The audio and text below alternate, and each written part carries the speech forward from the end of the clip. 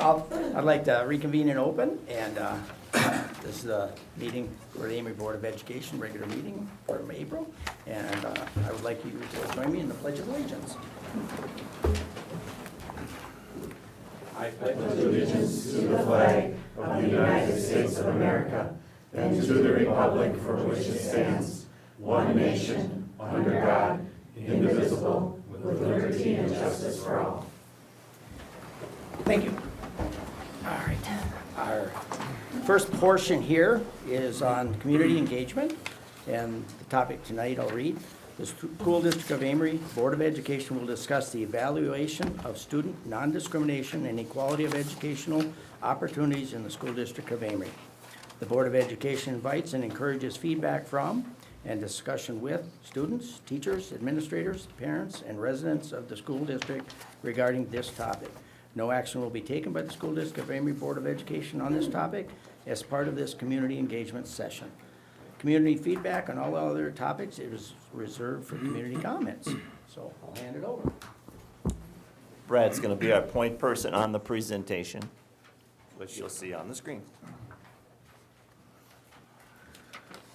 Thanks a lot. I'm here just to report on the School District of Amery's self-evaluation for pupil non-discrimination. That's for 2024 this year. This is a cyclical evaluation, so we've been engaged in this process before. It just happens to be our turn this year. So I'm just going to walk through pretty much the 8 components here of the evaluation process as stated out by Wisconsin State statutes.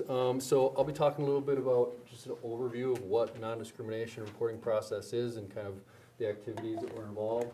Some of the policies and procedures, enrollment trends, methods, practices, curriculum, counseling, and assessment, trends and patterns of discipline and harassment, participation in extracurricular and recreational activities, scholarships, and recognition, what those look like in terms of different groups participating in and getting awards, scholarships, etc., and also efforts in equality of educational opportunity and non-discrimination. And just a reminder with any of this, this is really just meant to be a snapshot tonight. We will be issuing now a report after this and after we collect some feedback. Right now our draft report is maybe 40 some pages long, so certainly not able to fit that all in tonight. But I'm just trying to hit some highlights here. All right, for an overview, this is kind of what we're required to do. Prepare, provide an opportunity for participations by students, teachers, administrators, guardians, residents, right? And prepare a written report for the evaluation, which shall be available for examination by residents of the school district. So that's what will follow this report. That report's due by May 30th.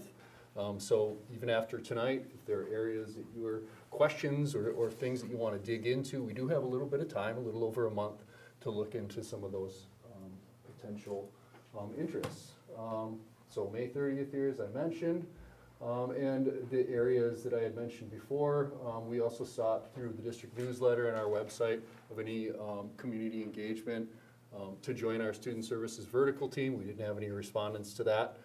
But it's helpful that we have some people here tonight who may generate some other questions to look into. All right.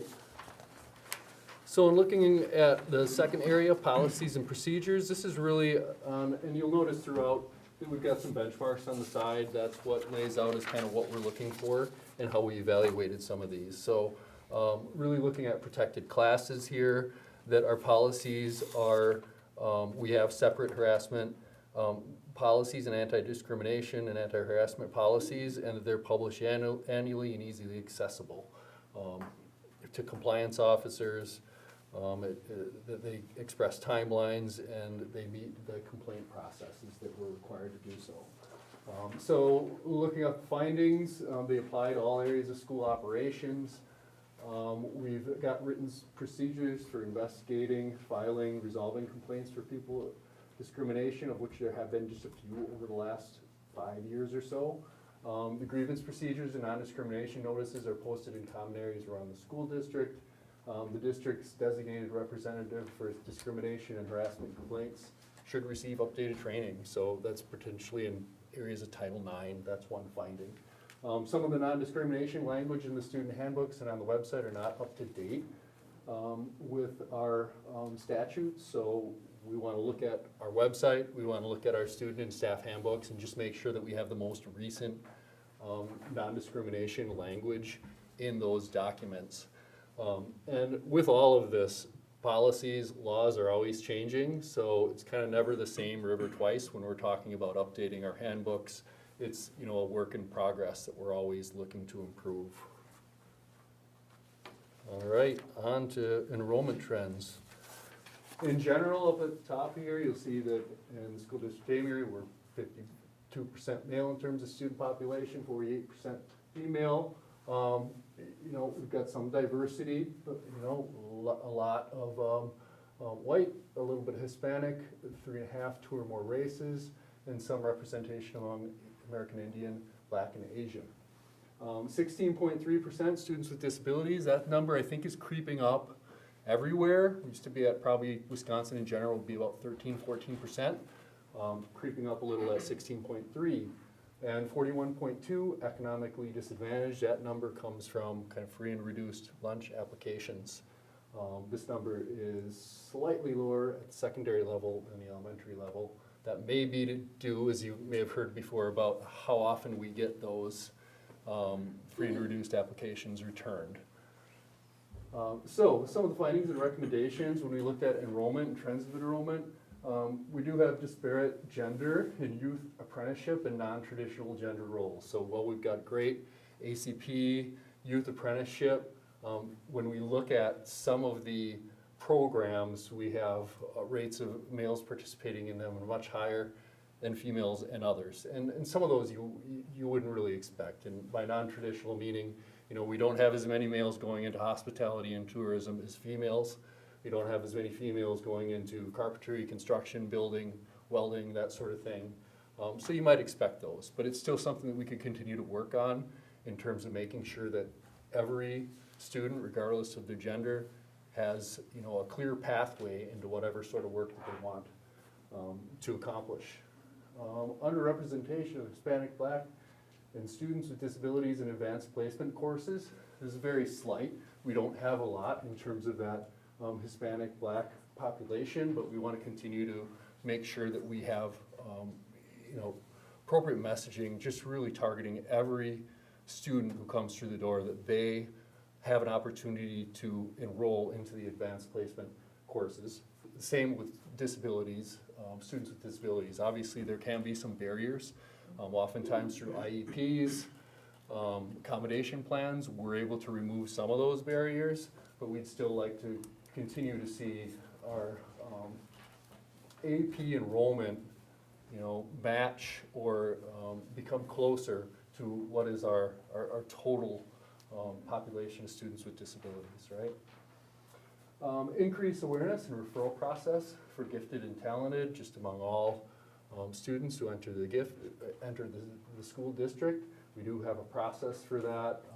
We do tests and have a pretty small number of kids in that gifted and talented program as we speak, but we want to continue to make sure that it is, you know, reflects our diversity. Increasing opportunities for job shadowing and apprenticeship and non-traditional careers. That's what I spoke to a moment ago. All right, area 4. This is really an examination of our curriculum. Again, this is a real high-level overview, not providing a whole lot of details here, but there is more in the report. Making sure that we're, you know, providing representation through our curriculum, and that our curriculum, you know, is not biased and is not in any way discriminating against students in terms of their gender, ethnicity, race, disability status, ELL status, or economic disadvantage. High school curriculum, Katie Johnson did a nice overview of a lot of our curriculum and strategies, and overall found that bias was not found. Tends to be that curriculums are now updating a lot of their images and books to reflect wider populations. That's something to just, you know, keep our eyes on, but overall, she did a nice job and didn't see anything alarming with respect to curriculum in that sense. We looked at SEL curriculum that are in place, our PBIS practices, TSS, safety wellness initiatives, and really targeted toward all students at all levels. We've got, I think, something we can really be proud of here in the school district of Amery as far as what we've done in implementation with some of these initiatives. We just attended a equitable multi-level systems of support training, which just continues to message that we should continue to monitor our systems to make sure that, you know, those students who aren't achieving up to the level that we're comfortable with in terms of, you know, the disparity between all students in certain groups, we want to make sure that we're putting supports in place to address those achievement gaps and those issues with quality interventions. So those were a few recommendations in that area. Trends in discipline and harassment, disciplinary measures. We're looking for consistency of application of rules. We're looking at what alternative activities students are afforded in the case that they are, you know, a changed placement or a disciplinary incident puts them out of school. And also the policies address harassment. And then finally, parents are aware of how to file harassment complaints. So findings, recommendations, a few of the keys here. There are disciplinary office referral suspensions, disparities between male and females. Males here in the school district of Amery have a higher degree of being referred to discipline and office referrals than do females. This particularly, it starts out pretty much in the intermediate school level and then it intensifies as we go from the middle school into the high school. Also, disparity between students with disabilities versus non-students with disabilities, in that students with disabilities tend to be referred at a higher rate in terms of office disciplinary referrals. So that's something simply that we're going to continue to monitor and work on in terms of bringing those numbers together. Instruction and harassment, bullying prevention, I think we've got a lot of things to be proud of here. We've got second step, PK through 5, and then also all the way through the middle school, and opportunities for bullying, harassment, intervention at grade levels 10 through 12. So I think those are good. Discrimination and harassment reports have been responded to in a timely fashion over the past, we looked at the past 3 years. We've only had a handful, but in general, those reports have come through the Pupil Services Office, and I've got a file of those in terms of how we've responded. We're going to review ways in which information regarding harassment and anti-harassment policies and complaint procedures are disseminated. Of course, it's embedded in your board policy, but better to have it, you know, in community engagement fashions, parent conferences, you know, copies so that people know what to do if they have a complaint or a grievance. Finally, same thing in terms of students, making sure that students know what are the reporting methods. And then recommendations to prevent incidents of harassment. Even though we're here and I feel though we're doing pretty well, we can always do better. All right, on to participation in extracurricular and recreational. Again, just sort of looking at how many activities, evaluating, are there some more things that we can do as far as being more inclusive, including more kids. We got 48 activities open to all students, females participating at just a slightly lower rate than males in athletics at the middle school and high school level. Students are identified as economically disadvantaged, comprise about 30% of our student population, but participate at slightly or under that at about 23%. Slightly lower for students with disabilities as well. So working on those engagement pieces to all students, that would be a recommendation. Improve participation rates, right, of our ELL and linguistically, culturally diverse students in all areas. We'll see, of course, if we look at demographics, we would expect this area to grow. We just want to keep on top of being an inclusive district and making sure that we're reaching out, touching every student that comes in and family and building a connection with them. And speaking of connections, specifically work toward inclusion of specific groups, right, that participate at lower rates. All right, scholarships and recognition.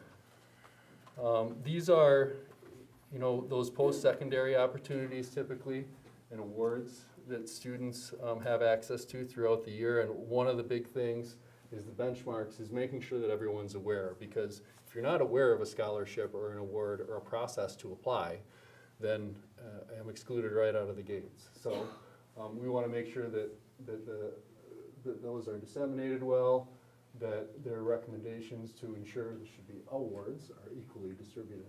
Findings, scholarship information is distributed through the school website, announcements, and the student and parent letter, and then also the district letter as well at times. High school guidance has encouraged all students to apply regardless of background. The 2023 scholarship stats for applications, 55% female and 45% male. So pretty representative of our student population. 137 scholarships delivered to students for a total of $180,000. A lot of scholarships and pretty well represented in terms of gender. The evaluation committee recommends that the high school scholarship committee continue to monitor the composition of the class and the classes in the future and encourage all to participate in the program. All right.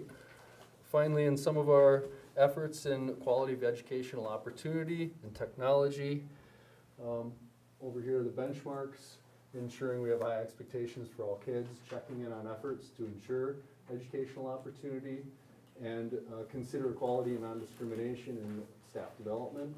And then that availability of policies, which I've already said, are something that we're going to continue to look at and make sure that those are readily available. So some of the findings here, again, we attended the Equitable Multi-Level Systems of Support Training in Trago, sponsored by DPI. That was a pretty wide, it was probably about 60% of our student services vertical team. I think there is a team of 6 or 7 of us that were throughout the district. So continuing to look at gaps anywhere that we can do better.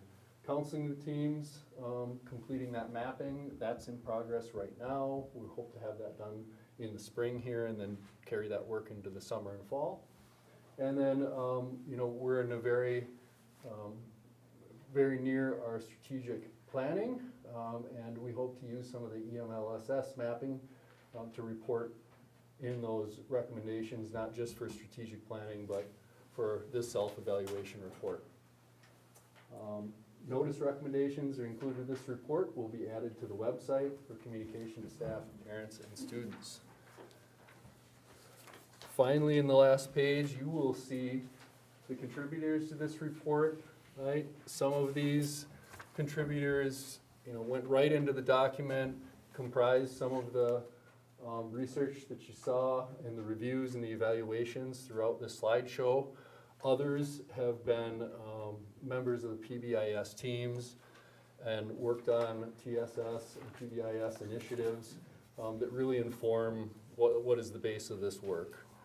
So the next steps for this would be simply to take any feedback from the community here or via email, anything that you're seeing that you'd like to ask questions on, take a deeper look. And then post that final report on our website and notify the Department of Public Instruction that we have completed our self-evaluation process.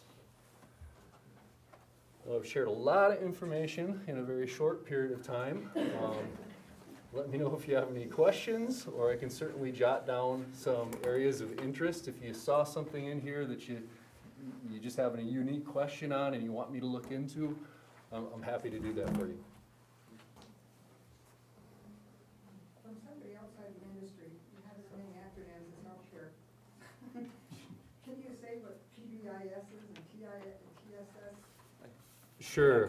They're not gonna be able to hear you at that. Yeah, and I can repeat the question. So okay. it was a question about the acronyms, the acronyms PBIS and TSS. So PBIS means Positive Behavioral Interventions and Supports. And TSS is Trauma Sensitive Schools. Welcome.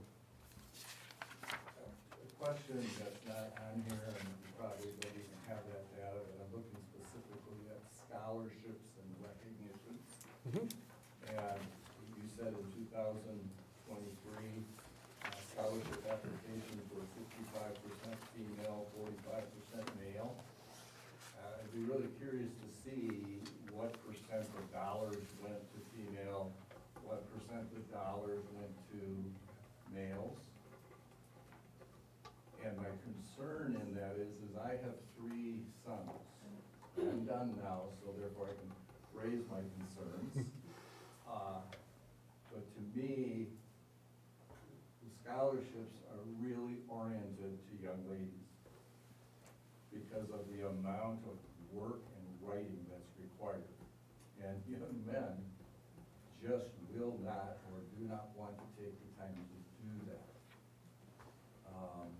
They'd rather be out playing baseball or basketball. That's not saying young ladies don't also, but that was a struggle I had as a parent, getting my sons to apply, because it was just too much.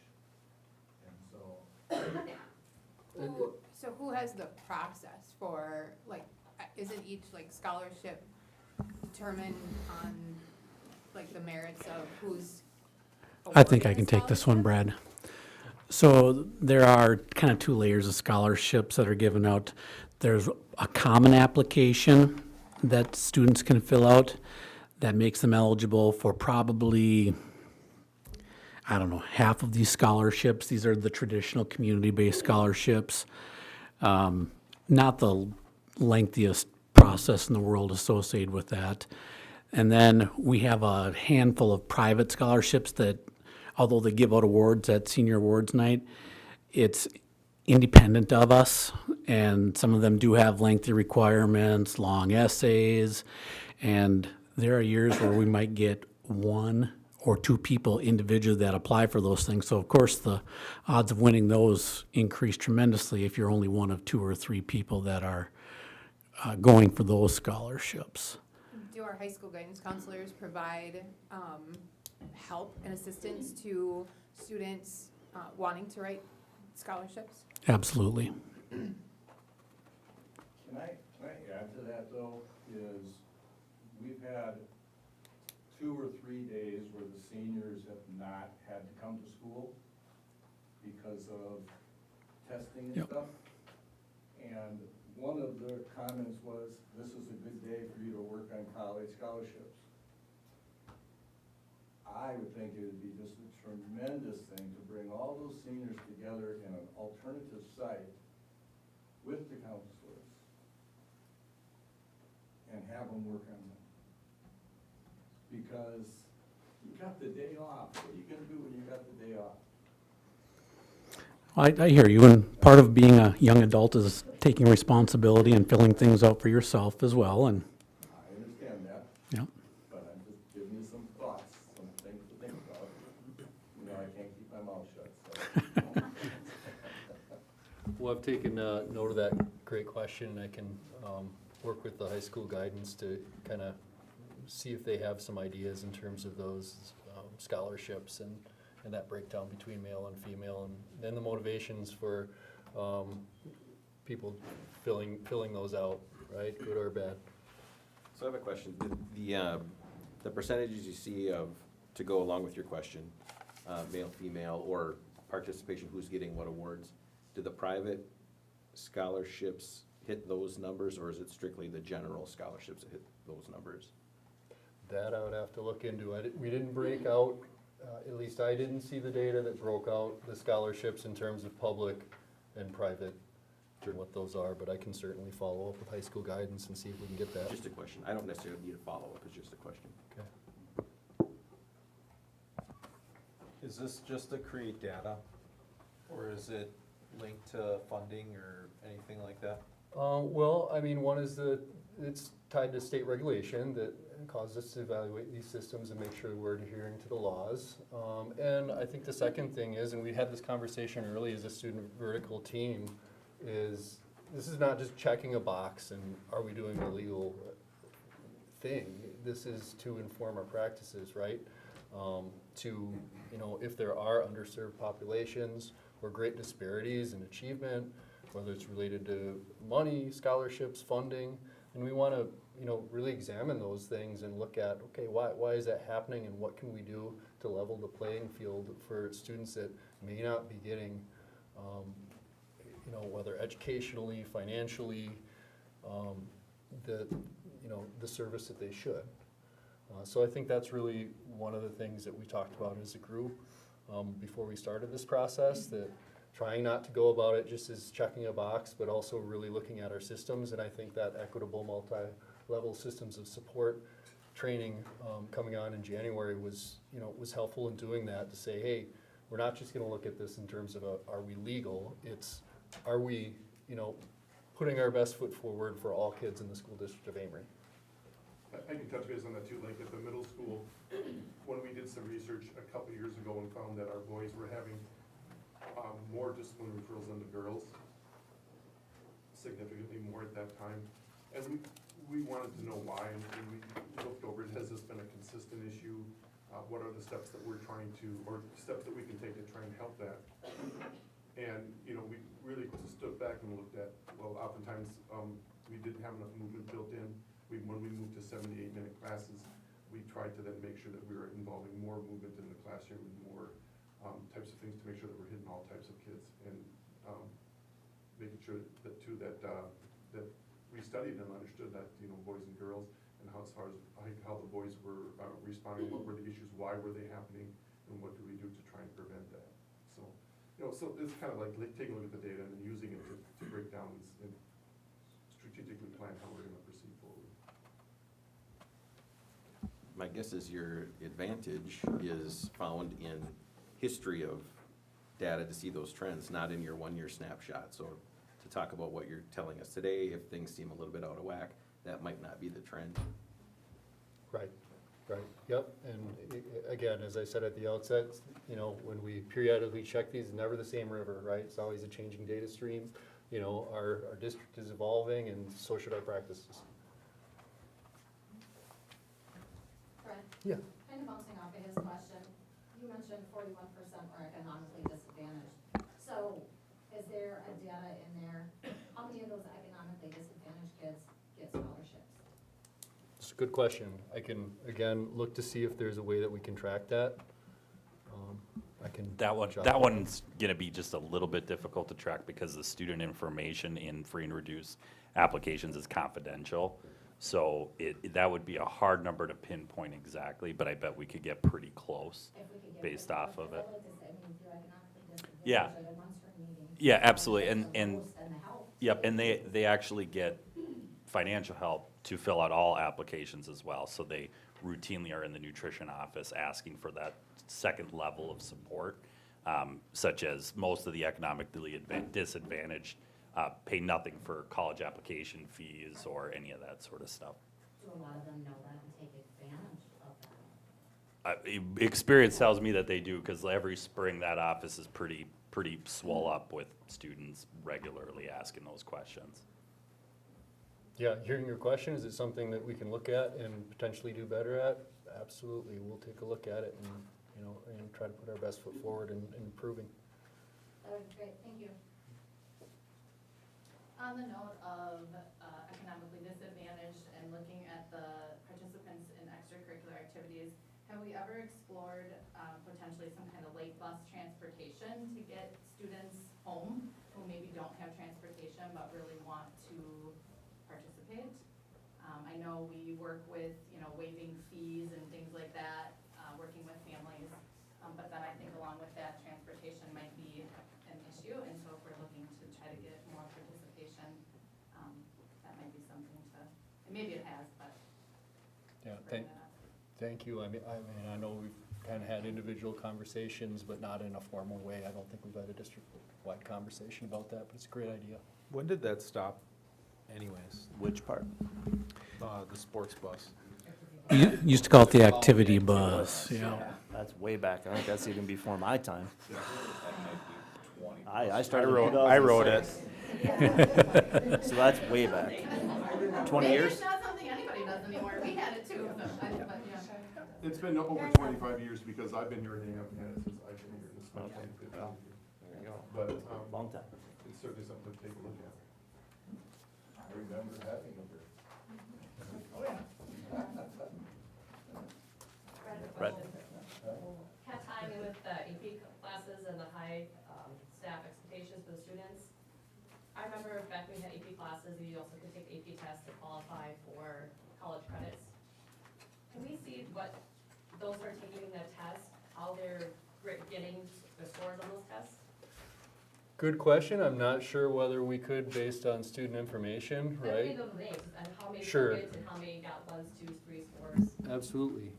That's something we can take a look at. Yeah, and then the other thing I would just like to point out on the AP testing, we have a lot fewer students taking the AP test now because we're taking the DACP courses through River Falls where they no longer have to take a test to get college credit. So we've seen that number of actual kids taking the test, really decrease. I hope in the state that we're not getting dinged because of fewer kids taking the tests. But for us, it makes, for all kids, not just Amery, it makes way more sense to take the DACP because it's a college accredited course that they don't have to take a single test on, so. And some universities don't look at the AP courses as far as Well, part of their. it has to be a very high mark, yeah. Yeah, but a lot of them just go off the ACT. Yeah, and like Josh, I think is saying that they, you may take an AP and a 3 is a pretty good score on an AP exam, but it might not, get you the reimbursement for credit there unless you get a 4 or a 5. Yeah. So. Question for Josh, how many kids are taking those, college courses, and then are the families or the students responsible for payment of them? How does that work?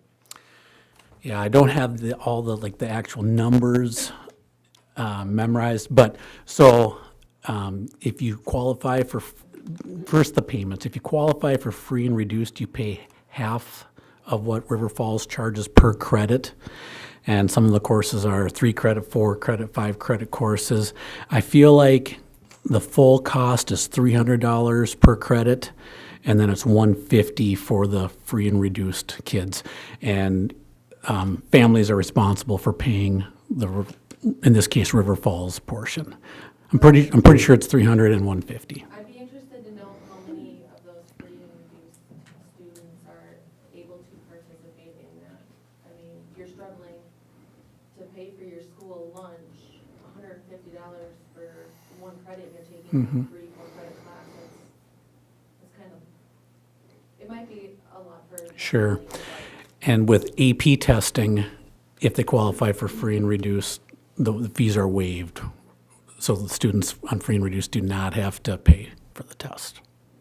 So, But someone still pays for the test, and that someone's the district. correct. Any other further questions? Thank you. Thank you, Brad. Good. Thanks, Brad. Well, we will continue on. We have our consent agenda items. And who had those? I did. Okay, I motion that you approve the consent agenda. okay, motion made. Is there a second? I'll second it. Steve? All those in favor say aye. Aye. Opposed, no? There we go.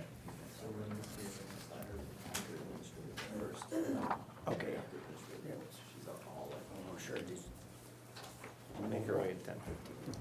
All right, well, we're gonna start with our administrative reports. Go ahead, Josh. Thank you.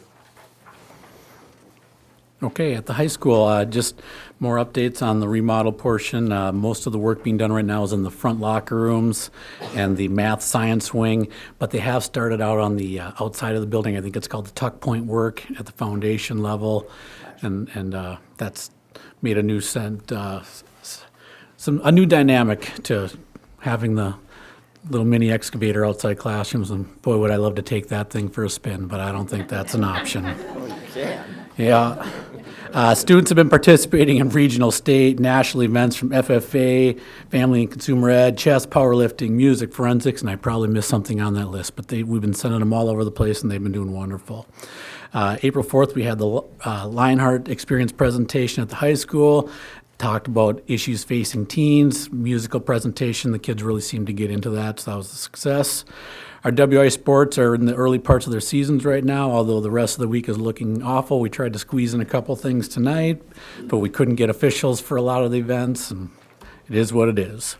April 10th, we did our 9th and 10th grade state testing dates. We've got everybody tested but 7 kids that were making up this week on Wednesday. They're here.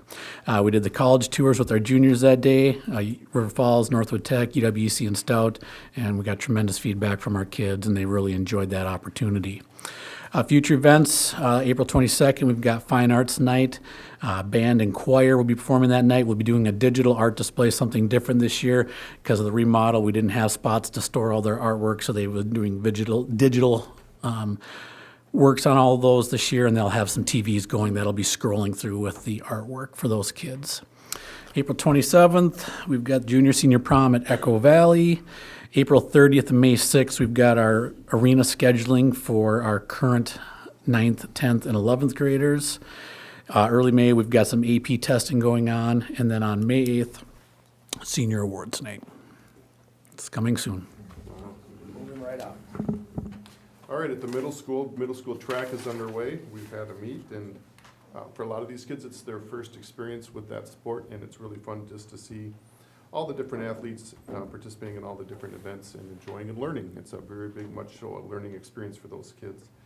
Ford State exam has, we just completed that, although we do have students that were absent that will be doing makeup tests. Middle School Fine Arts Concert is this Thursday. This will be Mr. Olson's last art show, so it's gonna be kind of emotional. Today, we had his last full in-service day, and that was quite emotional, and he's just an absolutely amazing man. So we're excited to have his last art show, and then our bands and choirs will be performing. And as always, this one is the one that's shifted over to the middle school because of all the art that's there. So the concert happens in the gym, which is a little different, but it's worked fine. Our 8th graders will be going to the All Skills Career Day on May 1st. For many, many years, our middle schoolers in 8th grade did college visit tours about this time. With some of the changes up at the high school, we moved that up to 9th, 10th grade, was it 10th grade? And so then we have moved to the All Skills Career Day. It's a really, really good experience for the 8th graders. They go up to the Polk County Fairgrounds. It's sponsored by a lot of the technical schools, community colleges, and employers. And they get to see a lot of really good hands-on trades and to learn and see things and participate. I mean, they're in there building masonry walls and driving heavy machinery and doing some cool, well, not heavy, but what they can do. It's pretty fun, and it's a great learning experience for them. And then, you know, as they head on, then we start talking about starting to take a look at high school about the careers and education and plans that they want to move forward with. Our Genius Hour Expo, our students have been working on their Genius Hour, and our Genius Hour Expo is May 10th.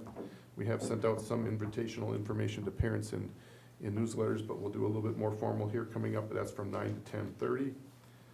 Our 8th grade youth jam follows that right afterwards, and it's sort of like an 8th grade graduation party where we take them out to Jorgensen Field and do some games, and hopefully with weather permitting. We just got done with in-service today. At the middle school, our in-service was, well, district-wide, it was tied to school safety. We had the officers in working with us, and we were able to really drill down into all the different messaging systems that we have, and they worked really, really well. I was really happy, especially the one I wasn't sure about was the district app with Mr. Derfler. Well, we panic-stricken because we didn't have a password, and Becky and I said, it's simple. We were told it was simple. What could it be? And we guessed it, and we got it right after like the 4th try. So Yeah. We were wondering if it worked or not because but it worked. it worked.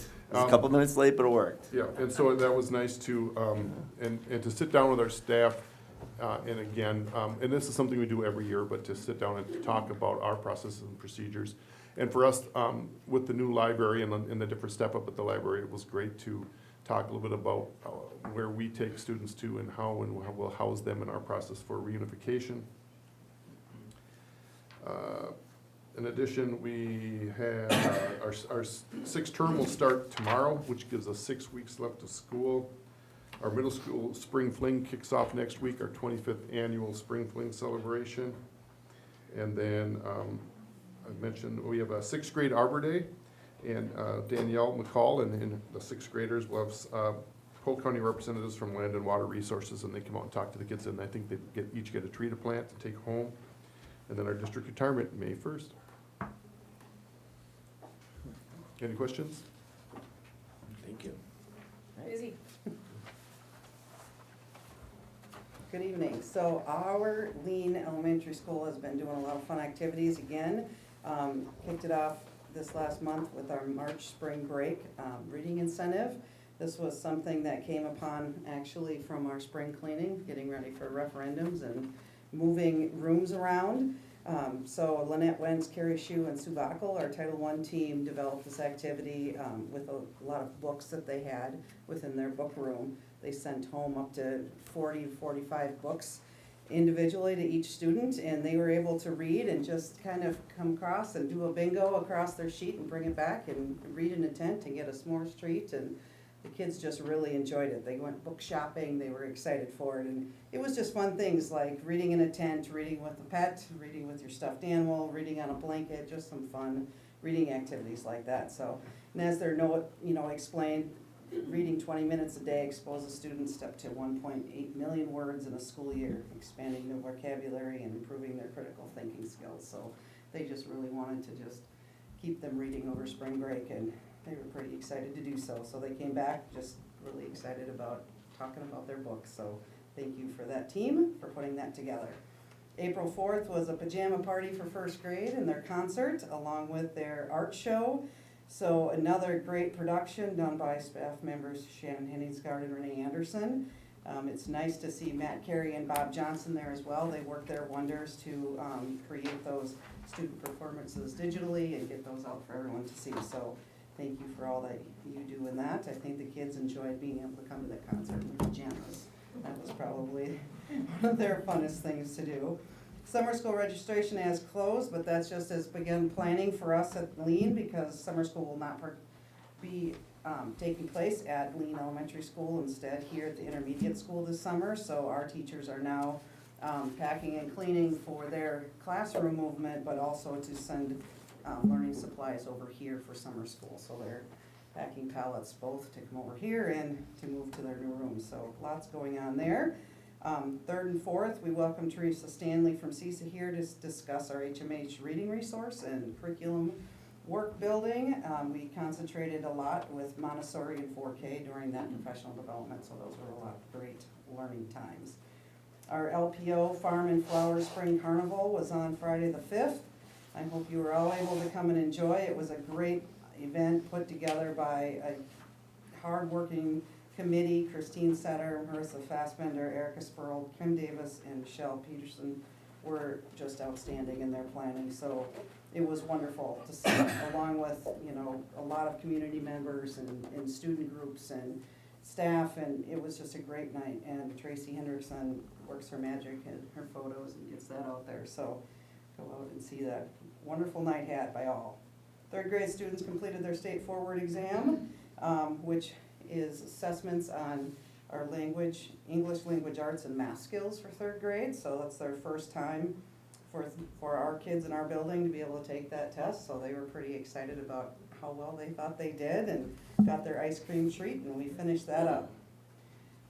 Referendum continues at Lean as well. We're sorting, packing, and cleaning, like I said, and getting ready.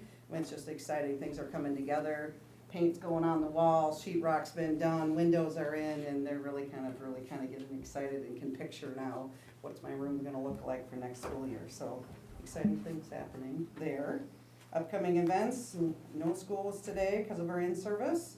Montessori Children's House show and share, 4:30 on April 23rd. 4K orientation is the 26th, and just a note there, we do not have school that day for 4K students only, just so that we can get those kiddos in, working with those teachers. May 9th, kindergarten concert and art show at 6 o'clock, and May 13th is our elementary track and field day in the afternoon. All right, just a couple updates from student services this evening. I'd like to just give an update on a mental health allocation. This used to be a competitive grant. We did receive some money from the state to support some tools, presentations, around mental health. And so, for example, on April 2nd, we had Justin Passion from UW Eau Claire do a nice presentation on social media use and impact of screens on child development.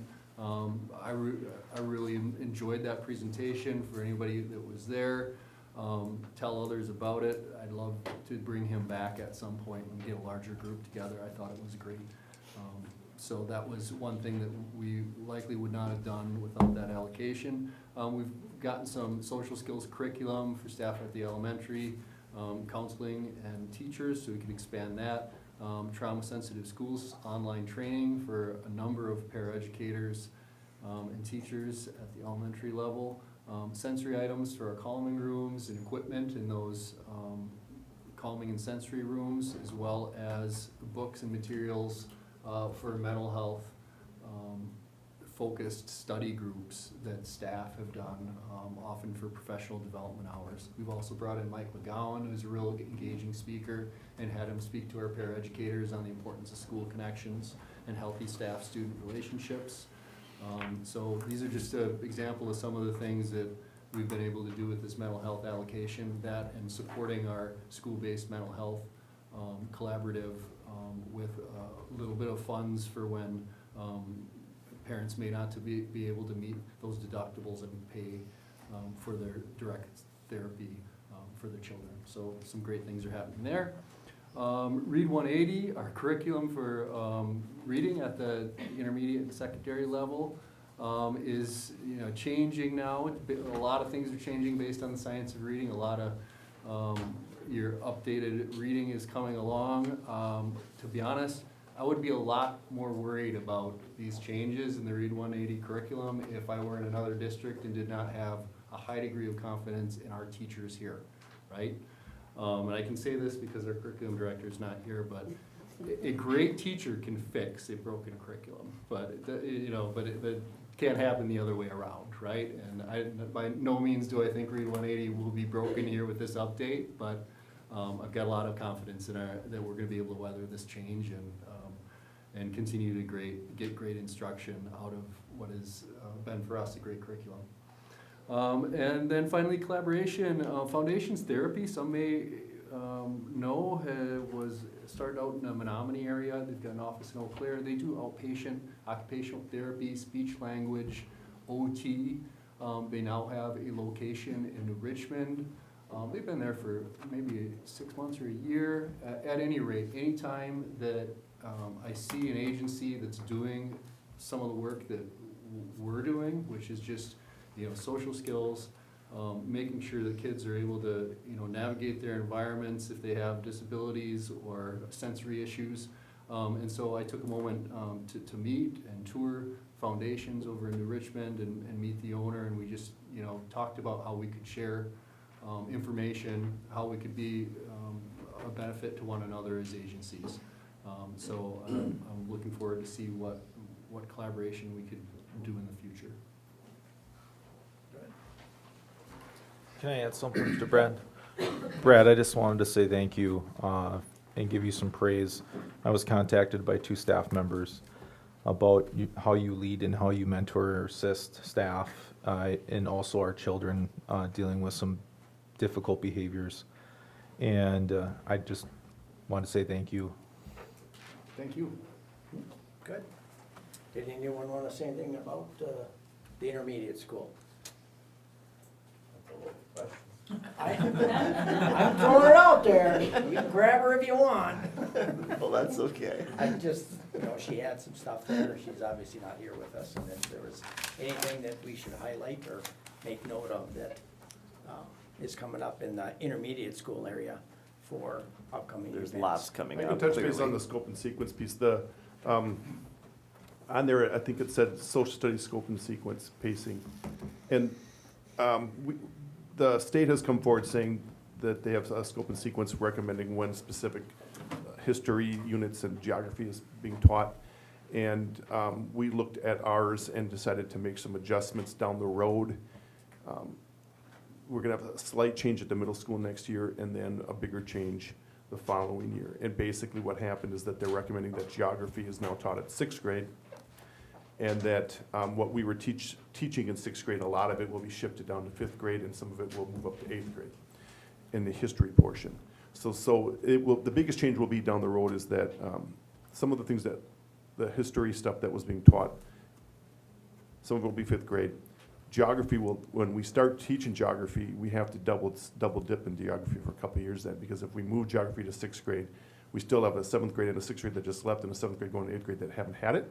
So we'll have geography in sixth and eighth grade for 2 years, starting next year, and then we'll be back with tradition and be on the recommended pacing scope and sequence.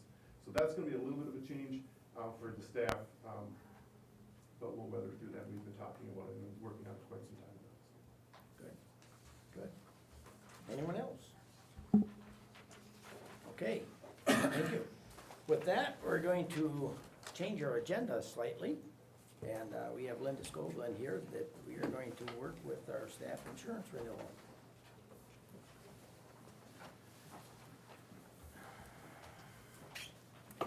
Hey, how's everybody doing tonight? Good. Awesome. So my name is Linda Skoglund. I am with J.A. Counter, Alara Group. We are here to talk a little bit about what's happening with your renewals this year and your insurance and benefit program. Am I controlling this? Or are you controlling it? Okay, got it. Right. So just for starters, we'll start with good news. And that is all of your product lines, with the exception of the medical, are staying flat this year. The medical plan is yet to be determined, but I just want you to know your dental, your vision, your long-term disability, short-term, everything is staying flat, which is really good news for multiple fronts. Good news for the employees as well as good news for the district. So that's been due to long-term rate negotiations with the carriers. So, great. If we move on to the medical insurance plan, that's where we're going to spend the most of our time tonight. Just a quick update on what you have currently. So current medical plan that you offer to the employees is a qualified high deductible health plan. So we call that an HSA qualified plan. This plan has currently, you have two deductibles offered to your employees. They have a $3,500 deductible, and then the plan pays 100%.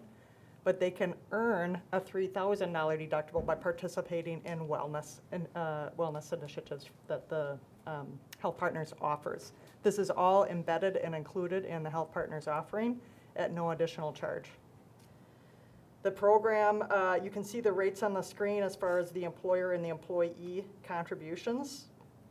And then you'll see also that the district contributes $1,200 to the employees' HSA accounts. Anybody who is eligible or a qualified employee would get $1,200 for single coverage and $2,400 for family coverage. This year, one of the things that you should know is that we will be required to increase the deductible. So because of HSA qualified plan rules, the minimum embedded deductible has to be $3,200 in 2024, so that will be at a minimum, we have to increase the deductible to $3,200. That is not a district choice, that is a IRS choice. When we look at your plan relative to other plans, we compare your plans nationally in the Midwest and also specifically in the public sector, and your plan measures up very well from both a premium and a plan design perspective. You're actually doing very, very well. Probably even just a little bit better than the benchmarks. So kudos to that. That's not easy to do. So when we're looking at this year, what we did do is we went out to RFP for different carriers. We looked at several different carriers. The RFP was released in January, and at the time, the claims experience for the group was running at 110% loss ratio.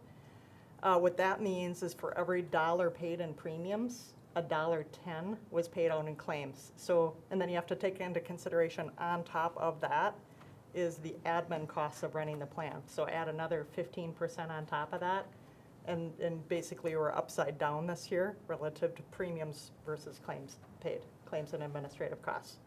So when we did put the RFP out, we did get some competitive offers in.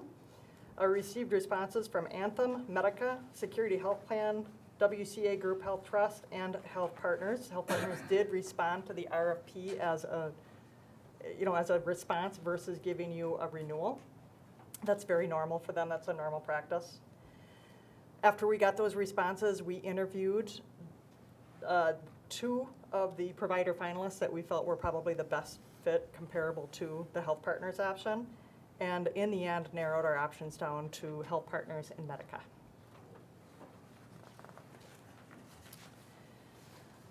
So I'm going to go through each of these high level, and I'd be happy to answer any questions that you have, but just starting with Health Partners, they are your incumbent carrier. They offered a rate that's 7.7% over what you're paying currently for the district. This is taking into consideration that $3,200 deductible. It's the adjustment for the $3,200 deductible. They did offer other plan designs that would give a narrow network to the employees, and because of the fact that it excluded in-network access to mail, though that was ruled out, and we wanted to stay with looking at broader open access networks for the employees, since we have quite a few employees using mail. So looking at the open access plan and comparing it to what you're at currently, the 7.7% increase represents about $247,000. On top of that, Health Partners is offering a second-year rate guarantee of 12%. So with that, with Health Partners rate guarantees, if you remember me talking about these in the past, it is a requirement to stay with Health Partners. If you leave the contract early, there is a penalty imposed. So that 12% is a kind of a 2-year agreement, all right? But all of the things that you're already getting with Health Partners, including all of the wellness programming, the community engagement, these types of things would be, continue to be included in the Health Partners offer. So the next slide shows the financial. This is going to be very hard to read, I think, from back there. You all have, I think, a copy of the deck, but that shows the financial comparing plan designs and comparing premiums in the 7.7%. If we look at Medica, their option that we narrowed it down to would also be an open access option. They do have a narrow network option as well that we could offer on a side-by-side basis if we wanted to. Their narrow network is an ACO, or Accountable Care Organization, and in this area it would be the Mayo network. And because it's so restrictive, we did not look at that either as far as the only plan option for Medica. So we're looking at the open access plan. Year 1, the district cost is actually $274,000 under current, representing an 8.5% decrease for both the district and the employees. This includes, they did include a second-year rate cap. Medica's rate cap does not have the teeth in it that Health Partners has. That rate cap is 25%, so very, very different than the 12. So when we're looking at Medica, as far as what they're offering from a wellness perspective,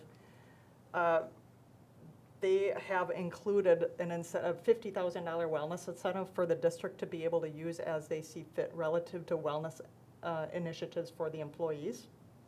They also have included in their program the My Health Rewards program, where employees can earn gift cards up to $225 a year. Per adult member in the household, to be able to cash in for like Amazon or all kinds of different vendors.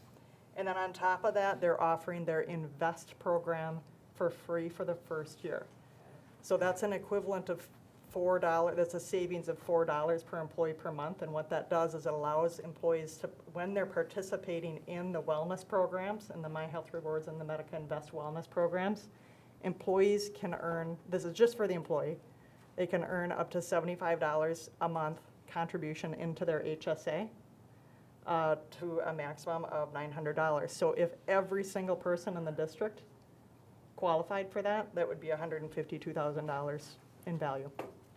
Does that go above and beyond the max that they can put in for tax deductions, or is that included in that? It doesn't. That's a really good question, because when it does require some additional management at the district level because they will find out who qualifies it. Medica actually makes the contribution to the district and the district deposits it in the HSA of the employee, of the qualifying employee. And in doing so, they have to monitor to make sure that the contribution does not exceed the IRS maximum for the year. So Okay. it is a little bit more administrative work for the district. But you would just get it back if it did exceed it, right? If you went over that. If you went contribution over that, limit? you'd be subject to, Yeah. there could be penalty if you didn't withdraw it. So you would have to know, you know. Penalties are just tax, just straight up taxes being, Yes. because you have to be taxed on it. so. Yeah, yeah. If you took it out in time by April 15th of the following tax year, there's no penalty. But beyond that, there would be a penalty, so. Mhm. So that's one. Yeah. The next slide just goes through another financial comparison between your current Health Partners program and the Medica program. And also showing that $3,200, that $200 deductible increase. And then finally, the next couple of slides are an effort to try to give you a little bit of a side-by-side, a high-level side-by-side. There's a lot more, and we talked about a lot more than this, but this gives you a high-level side-by-side between the two offers at the table, showing the difference in the increase or decrease, the rate cap. When we take the increase with the rate cap and add them together, that's the total over 2 years. And remember, that's worst case scenario. So that's assuming you had a really bad year and you hit the cap next year. So with that, so you can see that comparison. From a plan design perspective, the products themselves are they're comparable. Where you might see a difference is in, for example, pharmacy. Every carrier has got a different, preferred pharmacy list, a different, so there could be somebody that is taking a drug that's on a formulary with Health Partners that isn't on a formulary with Medica. So there could be some disruption there. I would anticipate that to be minimal, but that is one of the differences that you face when you're switching carriers. There will be disruption because it's not going to be identical, okay? But from a provider perspective, network access, very, very little disruption. If we saw disruption at all, it's typically in a specialist or a chiropractor or something like that. And it's typically identified pretty early on. The next slide is the premium difference, just showing the impact of the employee premiums if we were to move from current Health Partners, you'll see on the top line, versus Health Partners renewal. The green is showing the increase to the employees, and then the Medica proposal, the red, is showing the decrease to the employees. So there's some, I'm going to pause there. There are some additional considerations I want to talk about, but just pause for questions. I was just thinking about the two providers, and one has to be specifically male. Well, again, I think part of the issue we're gonna have is that people going to the hospital right here in town is Health Partners. Mm-hmm. And then your closest male looks like it's Barron, Rice Lake, Bloomer. Yeah, I'm sorry if I maybe I misspoke, or we basically said we weren't going to go with the Medica Mayo option, that Oh. we were comparing open access against open access. So I'm it's sorry, I missed that. both of their broad, I probably misspoke. So it would mean that either plan could go to Amery. Correct. Right. Either plan could go to Amery or Mayo, for Yeah, that matter. right, Mhm, yes. mhm. I would guess maybe most employees might go to Amery, being that it's right here. Yeah. Okay. 48% of the care that you receive is coming from a Health Partners clinic or hospital. 40% of the claims that you incur. Okay. I would've thought it would've been higher than that. Yeah. Oh, did you say 48%? 48% of all the claims incurred are at a Health Partners facility. Now, is that 48% numbers, or is it 48% money? 48% money. Okay. Mhm. So obviously, if you're going to oncology specialist, the money is way up there. Correct. So Versus- it could be skewed So I that was way, gonna say right? Specialist Right, or so- TCO, So things what we're like that. talking about here really Yeah. can't, From a actual visits perspective, Yeah. I don't have that off the top of my head, but based on my review of the data, I would imagine, as you said, Yep. lots more going to, Health Partners clinics or specifically Amery. yeah, number-wise. Yes. Yeah. Yeah. So just a couple considerations then that I want to make sure that we talk through between Health Partners and Medica. First of all, Health Partners overall, they've been a partner for a long time, not to, they have been a vendor partner of yours for several years. They are a part of the Amery community. They have been, I believe they have been fair in increases in the past when we have come and done, board presentations and looking at what they've offered. I feel like they've been very, very fair. One of the things that you will note with Health Partners specifically is when you use a Health Partners facility, they are going to give a higher discount to their own health plan than they would to a non-health plan. Does that make sense? Mhm. So they own it, they're gonna give the deepest discount there, right? So that does come into play relative to network discount. And then also when we look at Health Partners, it's no change. I mean, basically, it's kind of hitting the easy button for the district and easy button for the employees because they don't have to get used to a new provider. There is a soft cost to moving carriers. Okay? So subtly, what you're saying is if we move to Medica, Health Partners locally is going to increase that, so we could expect a 25% increase, because they're going to have to pay Health Partners more for the claims. I'm not saying that, no. I know. I'm just saying. That's just. I'm That's saying why I there said it's there is subliminal. there is a difference. Yes. It is, I'm just stating a fact. Yeah, there is a difference in the claims cost. Your renewal is truly very much based on not just your loss ratio, but prospective claims. And what Health Partners has done in the past is not want to put you in a bad way for future renewals. So when they're giving rates the way they are, they're trying to make it so that you're not getting slammed with a 25% increase or, something down the road where you're just like, oh. Have we been trending that 110%? Okay.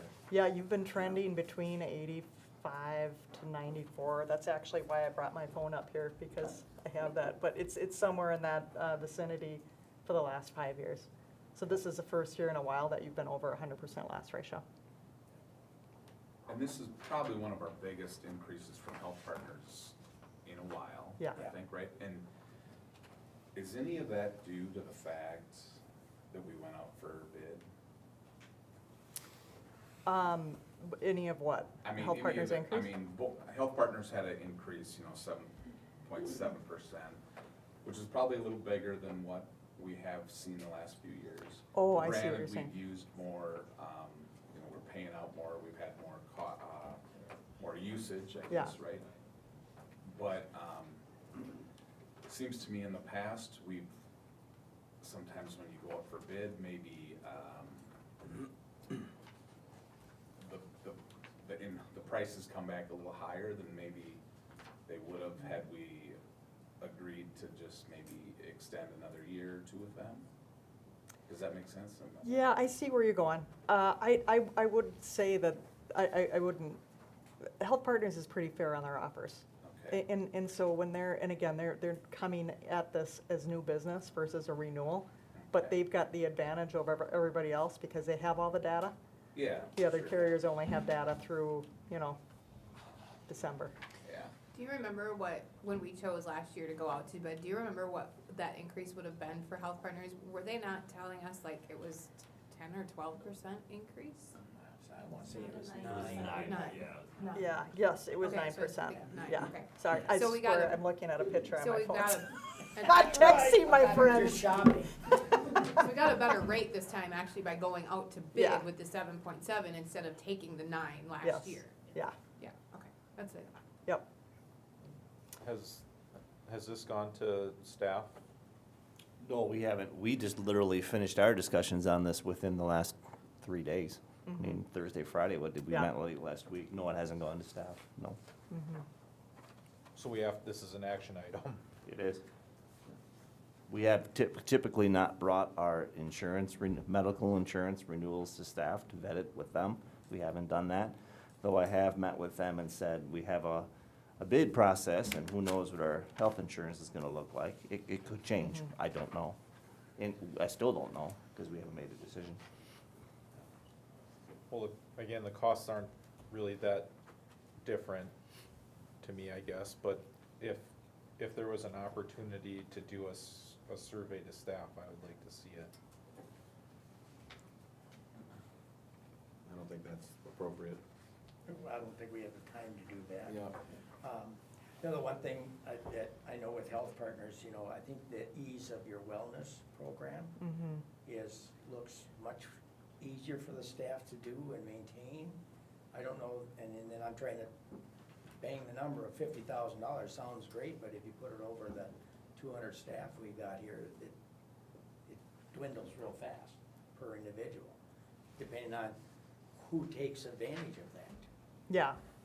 Yeah, the 50,000 is probably more for doing wellness programming, you know, for the district, or it actually can be used for any of a number of things. You could use it to buy Fitbits for everybody, or, you know, all kinds of things. The extra dollars for the Medica Invest program is actually extra dollars into the employee's HSA, and then the My Health Rewards is over and above that. Why is it inappropriate? Because that's what our job is. Do you think that if you were a staff member here, you'd like to have a say if it was the same amounts? I think that I would put my trust in the board to do their job. That's why we're here. The reality is that this is pretty typical when you see a lower rate, because it's the hook, right? It's to get you to bite on it. It's the 25% that's a scary jump next year. And if you look at the increase, or let's just say the decrease that Medica would give the employee month by month, if your discount is less, you could be consuming that through usage, and then you're facing this potential huge jump of a 25% next year. Now, I love the decrease, don't get me wrong. Yeah. I don't love year 2. And I like consistency when it comes to budgeting on years 1 and 2 with Health Partners. And I'll be frank, I'm not a Health Partners fan myself, but I like consistency. So I'm not a big fan of the hook. Yeah, I would think from like an employee standpoint of not having the disruption with, you know, services or having to change with it might be minimal with having to change those kind of things, but providers might be minimal, but drugs might not be, and just the fact that you have to re-sign up and go through that, get different insurance cards, you're looking at a familiarity for the employees of the Health Partners that they don't have with Medica. Personally, I think when I hear of insurances and other things like that, Medica is usually a lower kind of tier option than a Health Partners plan is. Not that I'm a fan either, but I have it too. I'm not a fan either, but not here on personal preference, but from what I've heard from providers and especially in the area, and if we're getting that, if the employees are getting that deeper discount and gonna be discounted more with their claims from a Health Partners provider versus not, I think that's a benefit to the employees. So if I'm just thinking strictly of an employee perspective. If you look over 2 years, right, the potential increase over 2 years, 19.7 at Health Partners, 16.6 with Medica, right? So like a 3.1% difference over 2 years. And that's just the worst premium. case scenario. Worst case, Yeah, but. because it could be better than that. Right. But point is, it's a 3.1% roughly difference between Medica and Health Partners. What I'm hearing is when we go to the doctor, the what we might get charged would probably be less with our health partners in Medica. Speaking from experience, making this decision in the past number of years, I think the staff would probably be willing to stay with health partners, would be my guess. For the consistency, and we've been with health partners not quite a while, like, it's gotta be. Several years. Yeah, it's gotta be 10 years, I would It's, guess. I think this is going on 10 years, because I think it's been since 2015. So, Yeah, I think we got a better rate by going out to market, and that was great. So, other than taking that 9% increase from last year, we got the 7.7, so we saved the district some money. So, I think that's fantastic. I think that's a win-win. I know what I would do if I was making this decision for my own insurance. I would go with health partners, but I know there's a big cost savings this year, but I would fear the hit for next year would, I think it's. Was there a district recommendation? Who's taking that one? Oh, the table lands on your table. I can speak to it from a budget perspective, how's that? Is that Yeah. helpful? So, you know, I think we've been talking about this till we were blue in the face for about 6 weeks now, isn't that right, Linda?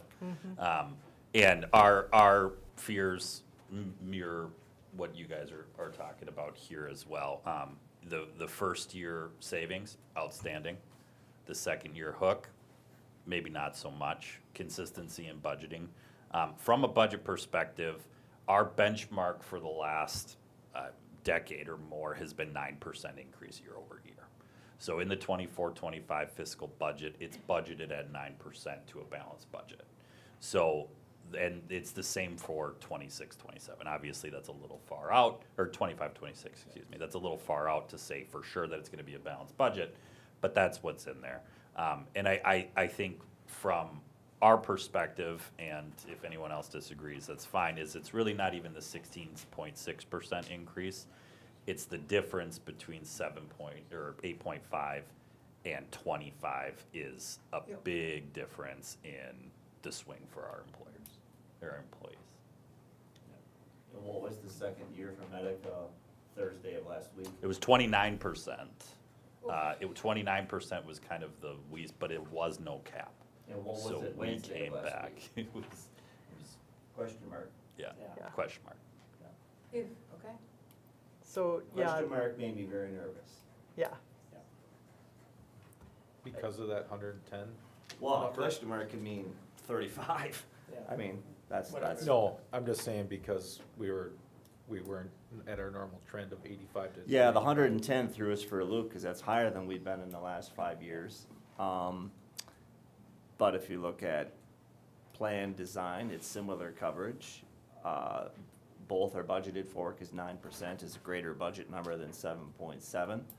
The familiarity of the product is very helpful. I get really nervous about the big ups and downs in budget. I would love it to be big down every year, but that's not the case. 25% could be a very big budget number, a really big budget number. So that makes me nervous, but you don't know, it could be 15, it could be 12, you just don't know. But 25 is scary. In years past, Health Partners has been very fair with their rates increases. they have. And we haven't, I think with the exception of last year, we've never really maxed out that. I mean, it was high last year, that 9% was high last year compared to the rate increases that we'd seen. It's been high since COVID though, because everybody's still recovering from that with rates. I know on the business side, outside of the public sector, it's been stupid. This is a rate of 7% that I would be jumping up and down if I could get it my work. Yeah. Yeah, Motion. I just think that, year after, even after COVID, we didn't see quite as high of a jump as we did last year, which kind of forced us to go out to market, but we saved the district some money, so. It was all right. Well, prescription drugs is kind of a caveat here that we really, with Medica, we really don't know. We don't know what percent of our health partners' cost is in the claims to prescription. And if those prescriptions change with Medica, where they can't get it locally or they have to go to a different resource for their medicine, that's a hassle too. Yeah, that's a big inconvenience for staff, so. That 110, does that include visits and pharmacy? Yes, Okay. So the reality is, one individual can push you over the top. yeah. Yeah. In 85% is what you're shooting for. Yeah. Okay, because 15% goes to admin costs. Yeah. So anything over 85% is running hot. 110 is running pretty high. Yeah. That makes 7% reasonable Correct. under Yeah. that scenario. Correct. right? But they also look at that long-term health care versus an accident that Mhm. happened and we're better now. Right. We had our surgeries, we had our rehab, and now we're back in it. But when you have that long-term, that's something they focus on too. Right. Yeah. President, I'd like to make a motion. Go ahead. I'd like to make a motion to continue with Health Partners for medical insurance. All right. I have one more question. Go ahead, Steve. Has there been any discussion on, so this is a fully funded plan? or- Yes. So has there been any discussion on a level funded versus self-funded and a public entity like this? We did have conversations about that, and based on where the district was running, this is not the time to look at that Okay. as an option. Perfect, Mhm. I'm good. Okay, Second. second. All those in favor say aye. Aye. Opposed, no? There you go. Thank you much, Linda. Thank you. Thank you, Good to see Linda. y'all. We'll leave you alone for the next 6 months. Okay, Yeah, sorry. all right. After Monday. All right. All right, well, we'll go back to our agenda on informational items. Okay.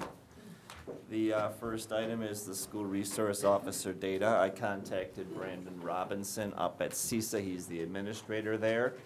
And we were in luck. There already was recent survey data. And what you see there are the respondents to that survey. There are 40 schools in CISA 11. By quick count, I don't think there's 40, but you're probably looking at about 30. So 3/4 responded, and of those 3/4 that responded, you see their yeses and their nos, and you see part-time and full-time. And please note in your folder, not as big a print, is this information that expands the chart further. I just gave that to you. Oh, sorry. Questions with more details. We'll Okay, share that with if you have questions, I have more data. It's the expanded version of the survey, but this is the snapshot, and I can pass this down by all means. I've looked at it already. A snapshot of what CISA schools see. So I'll turn it over to you if you have any questions or comments. So what I get out of this is it doesn't seem to be a trend. You're right down the middle. Yeah, I think I used the phrase mixed bag last time. It sort of does look like a mixed bag, a variety of things that people are doing. Does that document talk about if they do have it, how it's funded? Yes. Okay. The primary ways in which it's funded is a joint relationship with an entity such as a city or a grant, or both at the same time. My understanding is there's another grant coming. There's grants all the time for a school resource officer. Typically, those happen prior to a school year or a budget year, not mid-year, because folks tend to do that at the beginning of a year. So if you have grant information and you're interested in us pursuing it, I would be happy to pursue it. Were you involved in that, getting that set up last time? I was not. I was at the high school at that time. We had a couple of police school liaison officers that I can remember cycling through at that time. That's got to be, help me, Tom, Josh, 10, 12 years ago-ish, maybe? Joe, you might even know. It's been a while. It's been a while. 2003. That's way That was the before. last year? First, First okay. year. When did it? Okay, so it ended probably right around 2010-ish, something like that? Okay. So it's been 10, 12 years, maybe more. Any concept of if you were to look to do something like that, when the talks would have to start? I think you would need to start them now, and you would, if you wanted to get it rolling for the beginning of the school year. My big concern would still be the conversation we had last time about what the city of Amery's profile is in regards to their availability of officers. Right. I only know what I've read. Yeah, willingness to even. Yeah, well, sure, they've had a shortage, I know that. in that market has a shortage, from what I understand.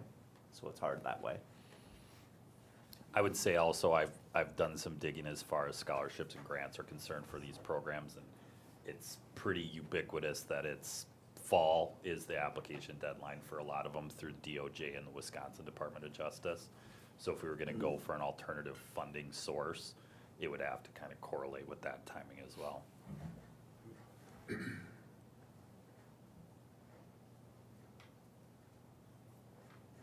All right, anything else? This was kind of your thing. You have anything to add?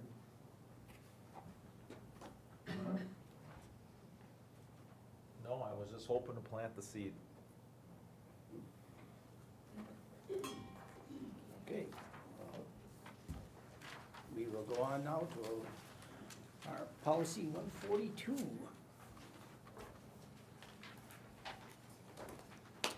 I was asked to put on the agenda school attorney policy 142. The black is what you see, and that's 1995 language, so it's been a while, 29 years. The red is the additional sentence that speaks to open records requests, and that's the only change to the policy. So I'll turn it over to you. This is a first reading, so nothing happens here this evening other than perhaps it moves to next month and need a second reading, or it changes, or however you see fit.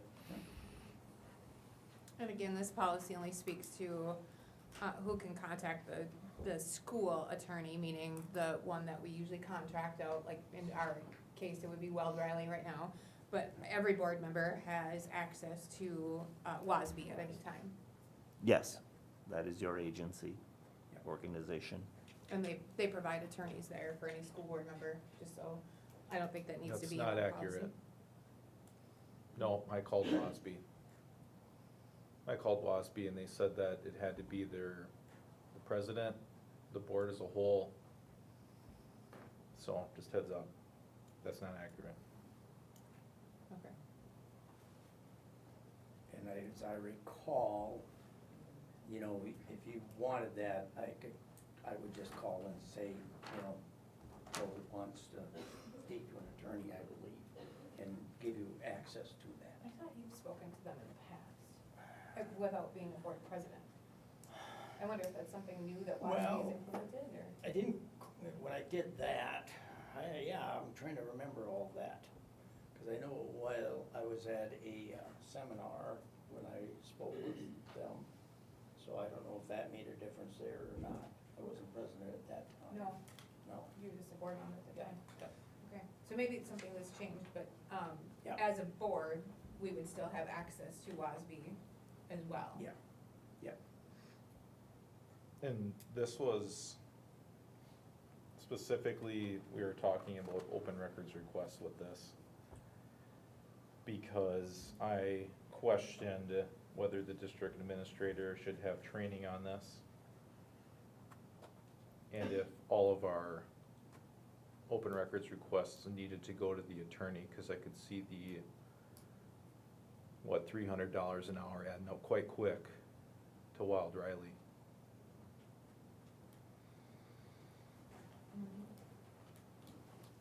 I don't like the exposure of putting the administrator on the hot seat for that. If a poor decision was made, and certain information, personnel related, made it into the public's hands that didn't belong there, I like having the protection of legal counsel.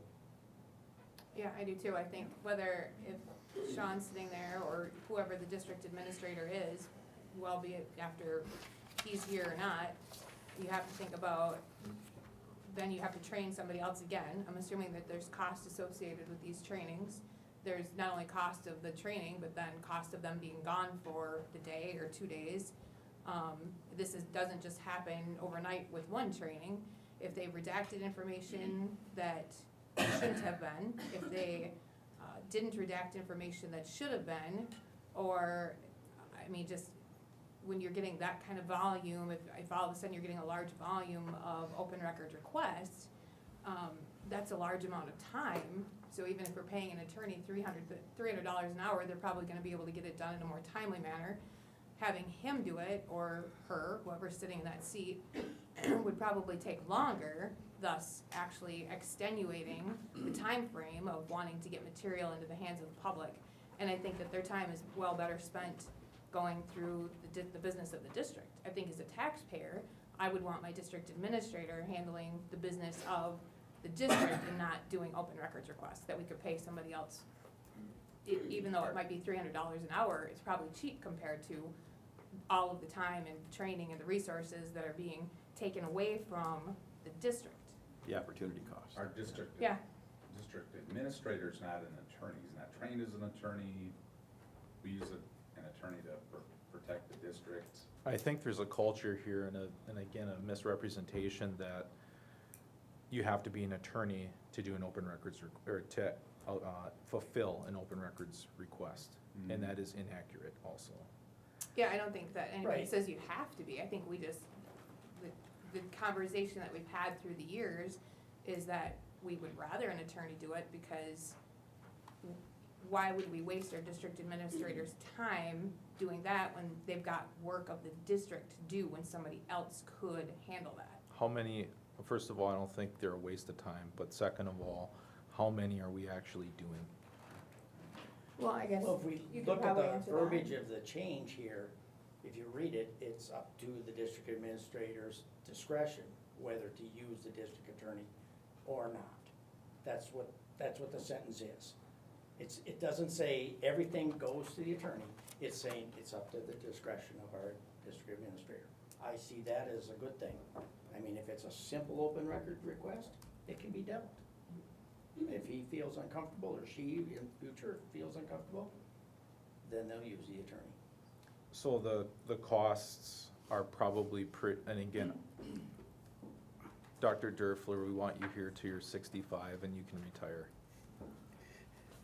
It would, Okay. it would take I'm not making a commitment to To- 65 right here, but go ahead. to train you, I would rather train you in how to do this appropriately. It would help with your use of discretion when it needs to go to an attorney. And specifically with, issues of redaction, what can be given out. I'm in a different system. I do this. But when I ask my officers if they want training, they all say yes. And then I just think that I'm coming on again, I can actually, you know what, Keith, I think you're right. Maybe I wasn't reading it, but yeah, the discretion, I like that. I don't think it should have to go specific, right to the attorney. But He can always bounce something off WASBA too. Well, certainly, I've probably used the resources, and a call to WASB is free. But again, I would like, this is something that you're going to be around. Certainly.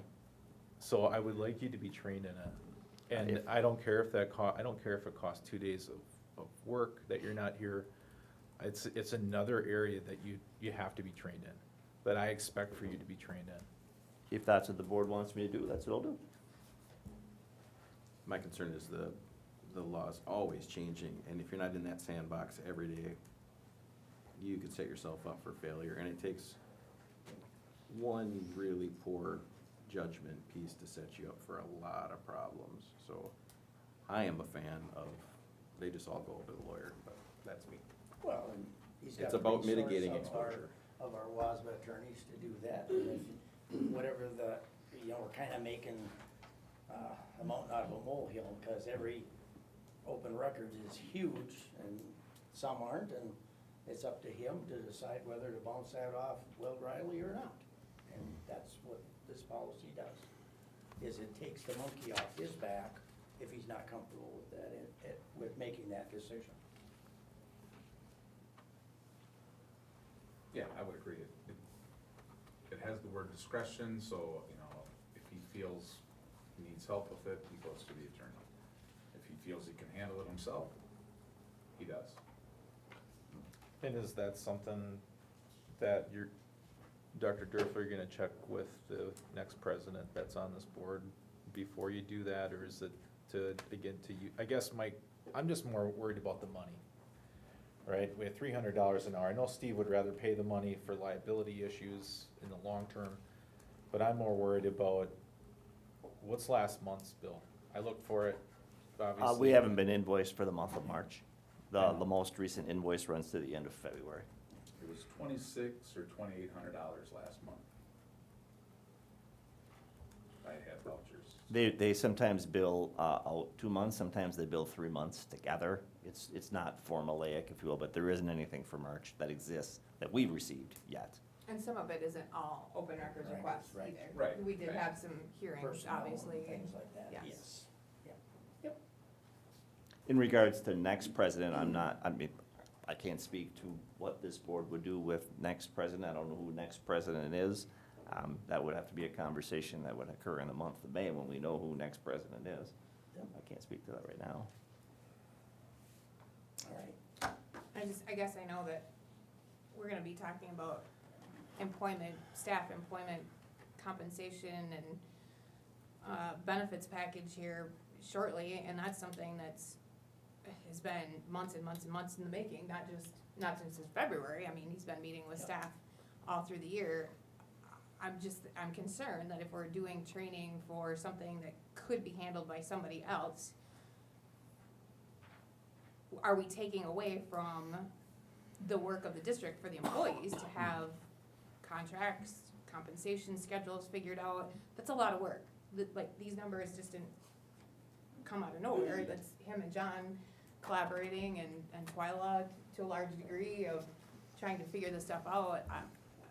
I don't know what other training other than some other mandatory things that you go to, but would that take time away from the work of the district, running the district?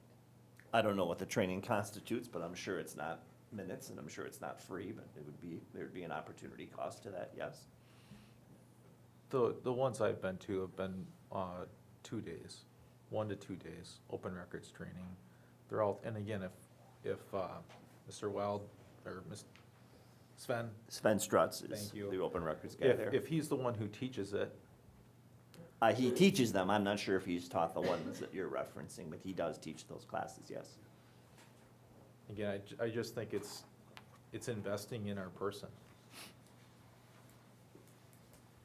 Well, is it investing in our person, or, I mean, because I think that the work that he does in the district, I guess if I was gonna pay for training for him to do something, I would rather pay for training for HR duties, since we don't have an HR person. I would rather have him do those kind of trainings. I would rather have communication trainings, those kind of things. I think that add more value to the district than open records requests. Is there someone else that you should delegate it to? Well, there's Delegate a- open records request? Yes. Well, right now, I'm the custodian of that particular work and by policy, but that policy can change and it could be whoever you want it to be. I would think it would need to be somebody in the district office, and that it's a lot of confidential info. I mean, that would be my hunch, but I don't know that there's any underworked people in the district office, and if there are, we should probably talk. I think there's lots going on there too. But yeah, the Job policy right now description. says me, but it could be anybody. I believe, and then the fallback person, I think, is the finance director. I believe that's what the policy says. Well, I actually like this, and especially in comparison to Steve and I'm on the other spectrum. Steve's on the full, give everything to the attorney. I think this is in the middle. Yeah, I believe so. Okay, still a long way to get there. Let's go to the referendum. Okay, we have referendum and building and grounds update. George is in the room to help us. Paula's here, Josh is here, and John is here. I'd like to highlight the budget, the master budget spreadsheet before we get into the particulars of people putting shovels in the ground at the high school. And Becky's gonna put that up here in a second. And the master budget, I believe, is what we're referring to. I think you've been booted.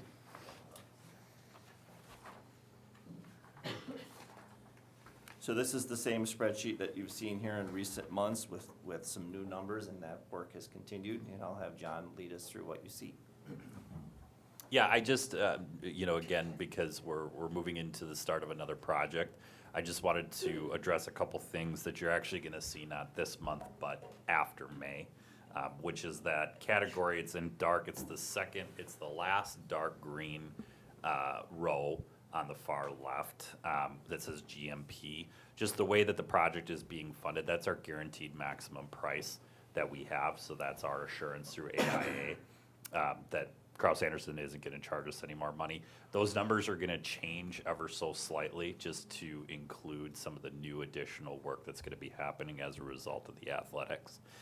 But really, if you go to the back side, this is the one that we've talked a lot about. I'm sorry, backside for you guys, not for them. And this is just the contingency. And one of the things that you'll notice is they pulled out from the estimate column, they pulled out the $1 million that we had earmarked for athletics because now that's more of a reality than it is a true contingency item. But if anyone has any questions as far as the master budget is concerned, you'll notice it doesn't really move down. Those numbers don't really change to actual very quick, which is a great thing because it means our money is being invested more. And as of today, we're going to hit our arbitrage number, which is outstanding. So. Yeah, yep. So what you'll see next month is a conversation about athletics. Bid day for athletics projects was on Friday, this past Friday. So we'll see from Krauss-Anderson a GMP for athletics coming up. It hasn't happened yet, but now that they've got the bids, they can establish that number. I'm hopeful by the end of the week that I can know that, and then it can be provided to you. Just hasn't happened yet. The $5 million borrow for athletics, the $1 million contingency, and then you will be in the position to decide what to do with the interest earned on the referendum dollars, which is approximately 2.3. So there's 8.3 there total, and it'll be your decision next month to decide how you want to proceed with what you do and what you don't, because now we're talking about real bids, real numbers, and real work, and you're not hypothetical anymore. Now you know it will cost X to do this particular part of the project. So that's not tonight, because we don't have the numbers yet, but you'll see them. And once those Next month. decisions are made, like I said, that'll be added to this same sheet through the end of both projects, just for ease of use and transparency purposes. In regards to referendum work, which we have not completed yet, we've got high school work that Josh referenced and Paula referenced. I'm not sure if there's anything specific that you wanted to talk about, Josh. You're living it. Did you guys do your tour? We were not able to, and ultimately we didn't because there wasn't much new to see other than the through wall flashing, so we didn't tour. Okay. That's really the big new change, the through wall flashing, and that's an exterior item. If you drive by, you'll see in essence earth removed down, 6 courses of brick down. The through wall flashing keeps water out of the walls, and newsflash, the water is not out of the walls, it's in the walls. Yeah. If any of you ever just want to take a peek and call me up, we'll take a couple laps around the grounds and check it out. You're a good tour guide. Well, thanks. Everybody's got to be good at something, sure. All right. So towards the end of May, you'll start seeing inside work, more inside work again, because you got the commons area with the lockers and then the math science, you'll see even more work. We can't knock everything down, the kids are still there. Paul, anything that you wanted to share that you've been witnessing? Just the excitement coming in, with everything pulling together, but yeah, most of the work that you'll see out and about will happen after the kids are gone as well in our building. It's all really on the one end, which nobody can see from the inside during school right now. Anything big besides the through wall flashing that we're missing, George? That's new? Just that we lost our on-job superintendent that had a cool nickname, Bulldog. At the elementary school, he moved to Wausau, so. Oh, That isn't that bad of a commute, is it? don't think that's gonna work. Bulldog. Yeah, Alex. All right, thank you. Should we be worried about the change order? Any change orders? Any new ones? Yeah. Not much.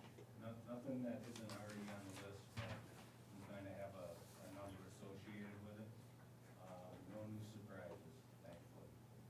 And we'll walk through this spreadsheet again because one of the GMPs, depending on how you choose to allocate the funds that are available to us, will come in the form of a change order request. So let's say that the number's $2 million that you wanted to earmark towards this. You'll see on here, that spreadsheet, that there's a change order for 2 million, but it's not a change order to the existing GMP. It's to account for the new stuff. Thank you. All right.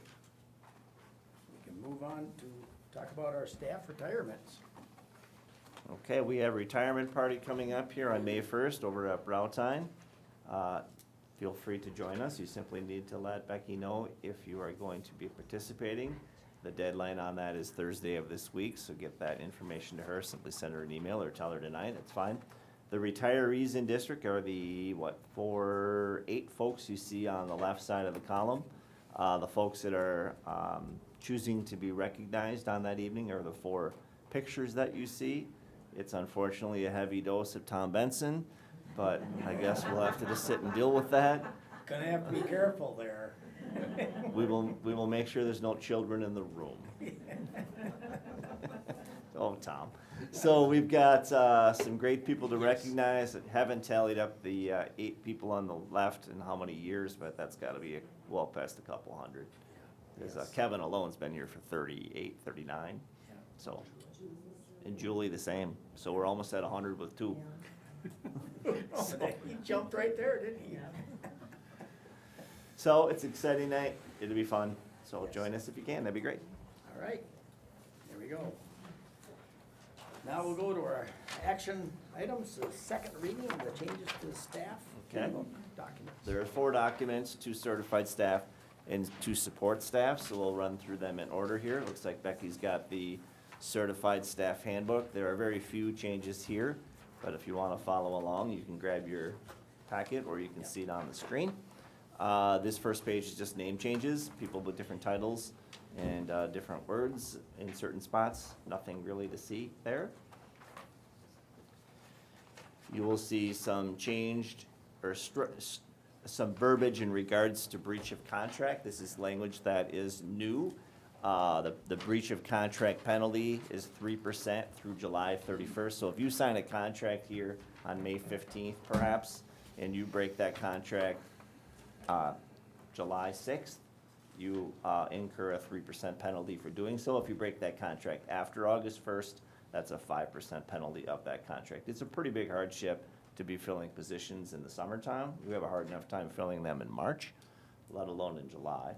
And then at the bottom it says, in the event of breach of contract, the employee's current year sick days will be prorated for the number of months worked. If the employee has used more sick days than they are entitled to per the proration, the employee's per diem rate of pay will be deducted from their pay. So that's just a caveat if you breach contract. And stop me at any point. I don't want to ram through all of this and you have a question from 10 minutes ago. So I'll just keep going until you interrupt me, so to speak. Yep. All right, the clause that you see underneath discipline and termination, it's a clause that's been stricken. It says verbal warnings, written warnings, or reprimands are not considered to be forms of discipline and are not subject to the established grievance procedures. We are going to be revisiting the grievance procedure while Riley has looked at that in the month of May and June. So this language might be reflected in that change there too.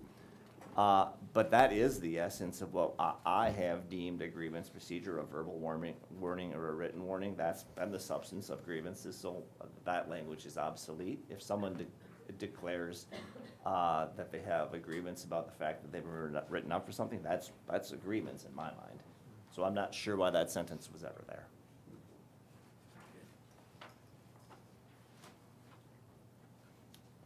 Again, there's not much in this document. We've got approved driver's language, so approved, we'll go back a second. The employee must present a valid driver's license and agree to a driving records check. Staff drivers must be pre-approved or reapproved every other school year, Approved drivers must immediately notify the district office of changes to their driving record, accidents, and violations. And we've got a pretty lengthy list of folks that operate as volunteer drivers for a variety of events.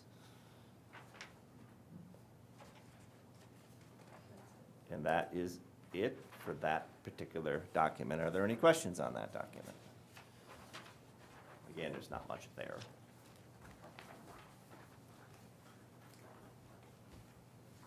The next item is the Certified Staff Comp and Benefits Guide, the date change at the top.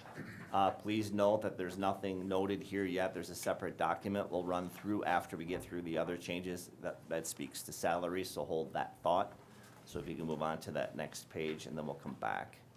So this is a continuation of a conversation that occurred in the month of February. That conversation included what you see here, $1,000 for 316 and 317 license, reading license, and work towards a special ed license. So there's more incentive to do that, 500 as opposed to 1,000. Then the language that you see here is PDH language. If you do 20 PDH, you can get an additional personal day. It's no pay doc to use it. An additional 10 PDH is professional development hour. You can get a half day and use that as well. Maximum of 2 PDH day trades allowed per school year. This is no changes, just clarifying language Yes. and changing Yeah. Yes. back to personal day language. The, in lieu of, there was conversation about married couples in district receiving $0 for in lieu of. There are 10 such married couples in district, so those couples would receive the $2,000 in lieu of payment for each of every one of those. So it moves from 0 to 2,000. Steve, this is where you had your question. Yeah, but I reread it and, You got it? yeah, we're good. Okay. The next language is retirement language on the older plan. There are two, an older plan and a newer plan. And I hate to read slides to you, but this, I sort of have to. Employees who meet the eligibility requirements and who are retiring with 100 or more days in their sick day retirement bank shall be credited with 100 multiplied by the number of days. So if you got 150 days, you multiply it by 100 and get your total number of dollars. It moves from 130 to 100 for your sick day retirement bank. And then if it's between 50 and 99, that results in a $50 per day. And that is, those are the two changes to that section. This again is what you saw last time we visited this document. In the other retirement plan, the newer retirement plan, each certified staff member will receive $2,000 towards their HRA for every 50 days of sick day time accumulated in their retirement bank. Contributions will be made at the end of the school year after each 50-day increment is reached. The contribution will only be made once. You can't go from 50 to 49, then back to 50, and then you get a double hit there. That doesn't work like that.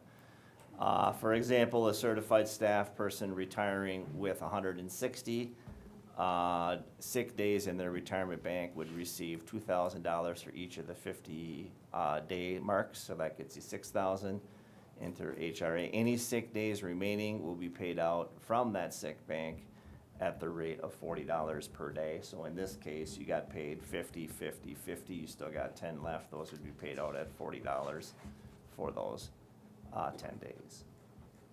So that's changed language. Leaves and absences, this is the biggest area of change. Certified staff were notified prior to spring break, so we're looking at what, I don't know, almost a month ago now, that we are moving away from a PTO model back to a personal days, sick days, and bereavement/emergency days. So what you see here is basically the language that existed prior to the PTO language. Personal days, they have 2 personal days, accumulative up to 4, that they need to pay a per diem or a current rate of pay doc to use. They have, again, 2 of those. Employee who resigns or is terminated forfeits those days, and you need to fill out a sub-request in order to be able to use those days. We need to know to account for you. PDH day trades, this is reflective of the language you already saw. They can trade days in, up to 2 more additional. There's still a blackout calendar, but the blackout calendar is sort of formulaic to what we used in years gone by. We need you here during parent-teacher conferences. We need you here when we have in-service, and if we simply have way too many people gone, we simply can't grant the absence. There's language there in green that determines how we would address that situation. It's hard to know when we would have an absence problem in regards to too many people gone, but Jill typically lets the district office know, and we add that to the blackout calendar. And state, we just don't have the troops to be able to handle it. But there is specific language. 5 is typically the cap of how we would proceed on that. That's language that's familiar to the past. Sick leave is just that. It's for sick leave for you or family members. The sick leave language, it's lengthy. I don't want to read every word of it to you, but it is for you and your immediate family. If you're sick, you have 10 sick days to use. So you have 2 personal days, 10 sick days, and then you'll notice that when we get to the bereavement/emergency days, you have 15 total, which is the same total you have now and the same total you had before. So if you're in a situation where you've depleted all of your forms of leave, it is a leave without pay situation. Typically, those are FMLA covered. It could be for the birth of a child, or it could be for a health situation with you or a family member. If you have that kind of a situation, you're not going to be in a leave without pay. You're going to be able to use your days to be able to cover those particular situations. Life happens. So there's no PTO language there. You'll see that's all stricken. We did add the word emergency to the bereavement, so it reads bereavement/emergency leave. And you'll see that reflected throughout the document. A leave day for bereavement may be used for the death of an immediate family member. Then we went on to define all of those particular individuals, including aunt, uncle, niece, nephew. That was a request from a member of the board. It goes on to say staff wishing to attend a funeral of someone other than an immediate family member must use a personal day. So if they're not one of those qualifying people, then it's a personal day situation. An emergency day may be used for unforeseen circumstances that require the employee's immediate attention. It doesn't necessarily have to be for a funeral, but a funeral is just a real obvious example. And then there's a blue section there about using the absence form so we know where you're at, so to speak. And if we don't know where you're at, we can't get you covered. So that's language. The jury duty language is the same, simply clarifying if an employee is not selected as a juror, or if the case is settled midday, the employee is expected to notify the supervisor, then come back to work. An employee who is unable to report for all or part of a workday due to jury duty will be paid for the regular hours he or she is scheduled to work. You simply have to give the huge stipend you get from the court to the district. It's $25. It still is 25. It's still 25, so 20 if you're in Minnesota, so Did you Richmond, get a Minnesota. certificate? Okay. See that. The word scheduled appointment has been added there for jury and court duty. And then I think there's a couple of other items. Workday appointments for appropriate type of leave. So if it is necessary to schedule an appointment during the workday, the employee is required to use the appropriate type of leave. So it's a personal day, a sick day, or bereavement leave. You simply need to check the right box in order to be able to be gone. Leave of absence, the district may require the employee to use a sick leave for some or all of their leave of absence. This simply depends on the circumstance. We have a sub-scheduler, not a caller anymore, and that's the last of the changes in this document other than salary. But if you have any questions or comments before we talk salary, this would be a good time for that. Was it in this document where they talked about the expiration of vacation time, personal time? That's in the support staff document. Okay. Which is coming up here in a Okay. minute. So sorry, if you have more other questions, go ahead. I have some, Yes, where go else ahead. is this? Who else, what other school districts are using this? There are 5 schools in CISA 11. Again, of the respondents, you don't always get everybody. There are 5 schools that are using PTO.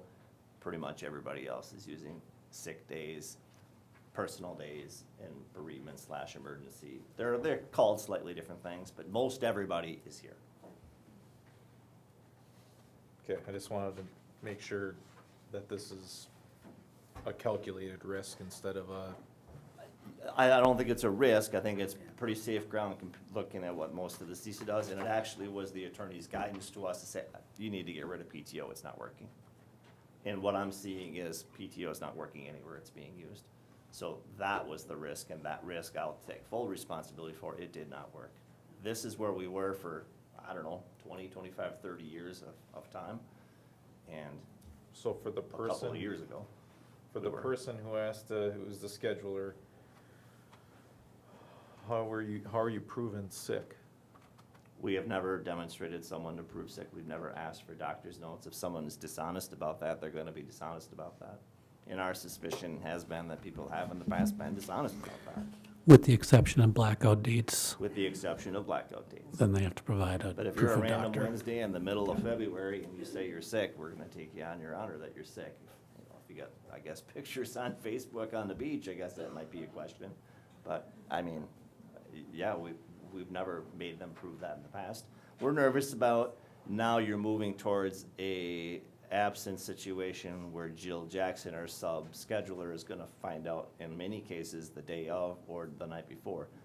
It's gonna get harder to fill subs. Because when you can plan them, it's a lot easier. When you know next week, Wednesday, Thursday, Friday, it's a lot easier than Wednesday morning. So we have concerns about that.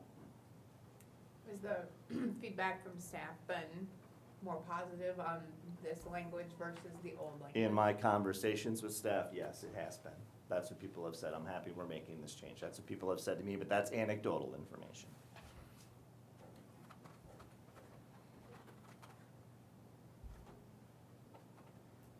Okay, you want to move to the compensation? The compensation, Becky has that on the screen.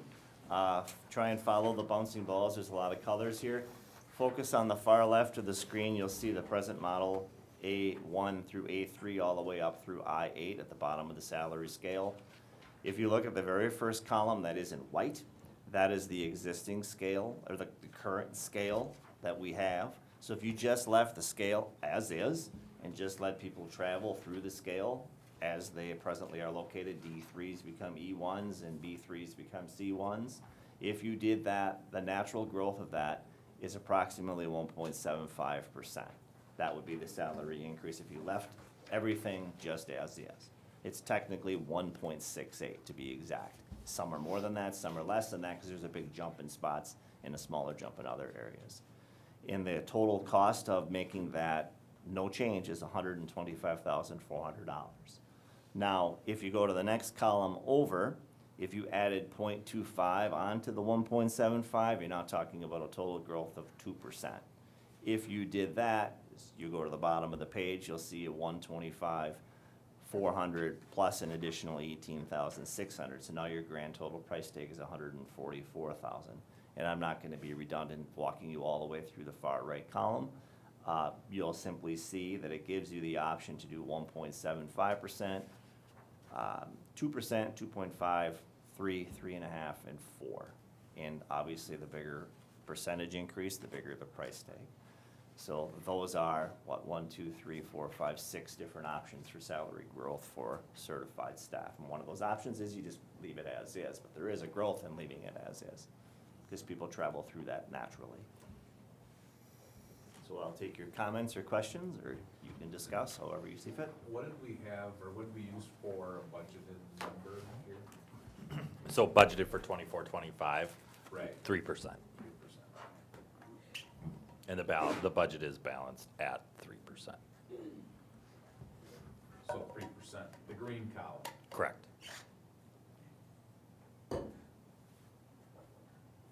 Becky must have color-coded this. It wasn't me. Thanks, Becky.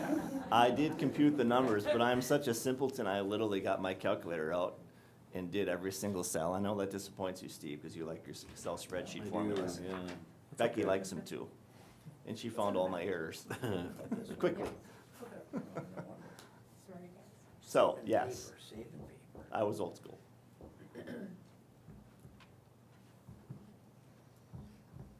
I had a conversation with John earlier today, late this afternoon, actually it was, and the budgeted number is 3%. If you're I don't know if your silence is asking for my recommendation. You gotta pay your people in order to get them to be here, and if you don't, you're probably not gonna be here, and we have a budgeted number of 3%. My recommendation would be go with the green column at 1.25, It's really. plus the 1.75. That's where we were at in the early talks as well, back in February. Yep. Correct, I mean, we had budgeted for Yes. that back in February, when this started.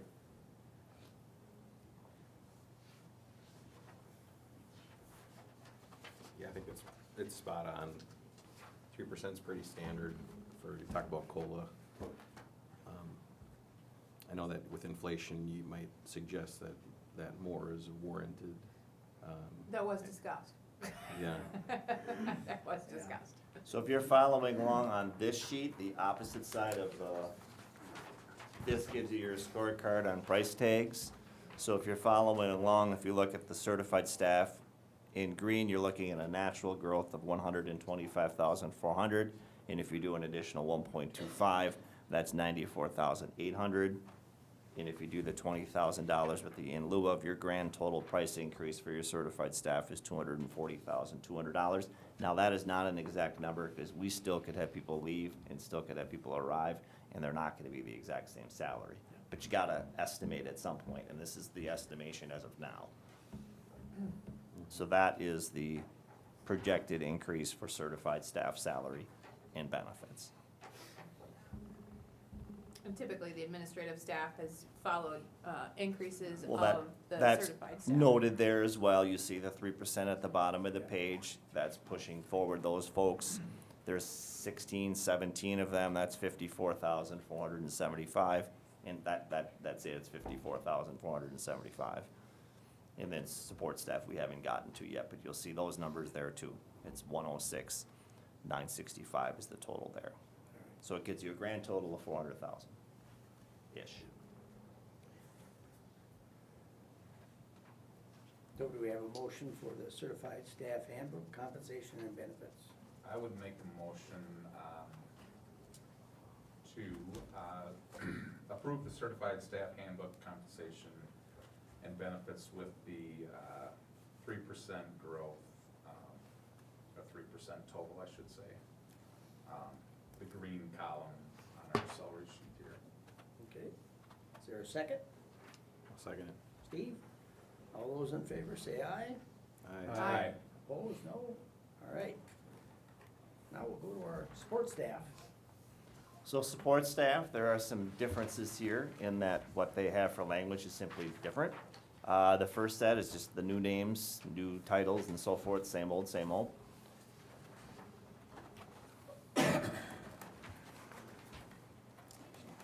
This discipline termination language, again, that's been stricken, but we're again gonna revisit the grievance policy in May and June.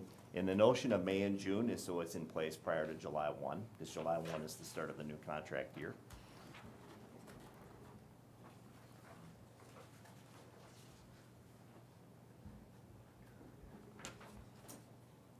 Underneath personal vehicles, you see the same language. We need folks to be, in essence, vetted before they drive.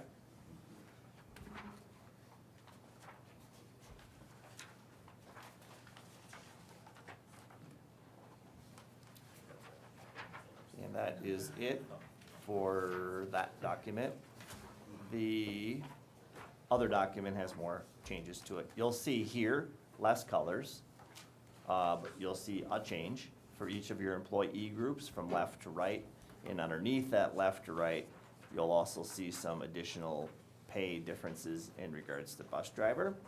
We're a little bit out of whack with our bus driver pay, so if you could scan down on that screen a little bit, you'll see that we're changing the sub-rate pay to $47.50, and the training and meetings pay, we're increasing that as well, in addition to an increased rate of pay for the driver for each end of the route.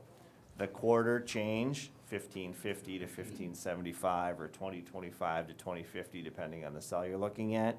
You'll see again on the scorecard sheet, that gives you a total number of dollars of 3.4%, and that gives you a total increase just in salary dollars of approximately $95,000.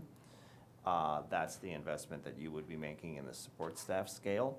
There's a couple of other changes you'll see there in green. School nutrition, when we moved to Michelle being the only person in that office, Michelle Moore, she picked up more duties, but inherently so the other folks in that department, school nutrition, also picked up some new duties, so our lead cooks are incurring a little more work, so there's thereby an increase there from $1 to $1.50.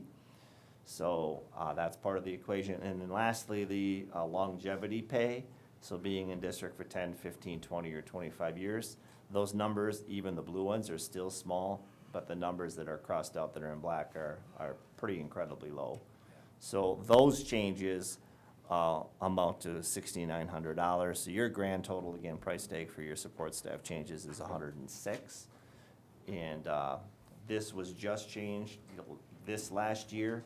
It was changed the year prior to that, and it was changed the year prior to that. Remember when we began this process 5 years ago, the number of levels in the scale were 1 year, 2 year, 14 year, 15 year, 25 year. From year 4 to year 15, the total number of dollars increase was 29 cents a dollar on each dollar. It was 29-cent increase over 11 years. So it was really out of whack at that point. So we've made some progress here. It's not done. It's a very competitive market to hire support staff, very competitive. There is a shortage of workers out there, so we're competing against all industries, not just like with teachers, you're competing largely against school districts for teachers. So there are some other changes in this document. If you're wanting to ask questions about salary, you certainly still can do so, but there are a few other changes. The $1.50 for pay differential for lead cooks and 50 cents per hour for cooks, so that's an inaccuracy. An employee moving to a new job category will be placed on the wage scale according to their base wage, not including any position pay. So you move forward, if you're $16.50, you're moving to the closest spot, that's the $16.50 in the other category, not $16.50 plus your $1.50 as your lead cook, and you're moving to the spot where it's closest to 18. You're moving without that differential. There may be a differential where you're going though too. Other changes here. We have $2,000 for in lieu of for support staff employees as well. And then you'll see the leave language coming up. Their leave language is called PLT, personal leave time. This is exactly what their language looked like in years past. Nothing changed with their language other than it potentially moving to PTO. It's PLT, so they're very accustomed. The feedback that I've received from the support staff that I've had conversation with has been very positive. The PTO language has been removed. The PLT language, you'll see, is very much the same as what they saw before. And then Steve made reference to vacation, which is coming up here in just a moment. So we have added a category for vacation days for 11-monthers. We have a few 11-month employees. They receive presently nothing, so this is an increase for them over the course of those years. They have those days to use as an 11-month employee. In 12-month, that hasn't changed. That's been in place for quite some time. Vacation days must be used within 1 year of earning them, and folks have been pretty respectful of that. This is in addition, bereavement and emergency leave. This is something that support staff haven't had. It looks very much the same as the certified staff language, the same types of family members. It can be used for an emergency. I mean, maybe you're having an appendectomy or it's a funeral. Either way, you can use this time to be able to cover your absence. Requests for leave, you still gotta let your folks know. In the case of support staff, it isn't just Jill, it's letting your immediate supervisor know. School nutrition at the elementary school needs to know if you're not coming in for breakfast, because they gotta be able to get breakfast done with a short staff at that point or get someone to help. Leave without pay, same deal. If you're out of PLT, vacation, and bereavement leave, then you're in a leave without pay situation. But if you got extenuating circumstances, you very well could be covered via FMLA, if it's that kind of a situation. But if you don't have any days, it's a leave without pay. Jury duty, same language. If it's settled, you need to come back. And the stipend situation. PLT, there's that acronym again. Scheduler, and then that gets us to the end of the document. So the 1 year time frame to use those hours or those days, is that pretty standard to my not have knowledge- any carryover? To my knowledge, it is. Maybe Twyla, you can speak to that better than I can. They carry over, their PLT can carry over, but vacation is allocated within a year and then you use it in a year. If you're supervisor, you have a few, and it's just not an opportune time to be on vacation, supervisors work with you to try to use it up. I think that's where my confusion comes in, because I'm not used to having multiple forms of having time off, right? So, 11-monthers are brand new to earn some vacation. Our 12-month or year-round earn vacation and PLT. PLT carries over as much as, in fact, we encourage you to carry it over if you can in case of the flu and all those awful things. sure. Vacation, you get that allocated. And that's on the school year, so starting at your fiscal, July 1. Well, vacation for the 11-monthers will begin July 1. Right now, for our existing 12-month, it's all based on your anniversary of when you started. So I have a spreadsheet and. sounds like a logistical nightmare. Which means Twyla can never leave. I'm just saying. Yeah. And so then the question I would ask is there a reason to do it that way versus making it standard? Well, because we have tried and we're determined to get it that way, but it's a little bit hard to make us stop. If somebody started in August, that's their anniversary day, where if somebody started in May, we just wanna make sure that we don't.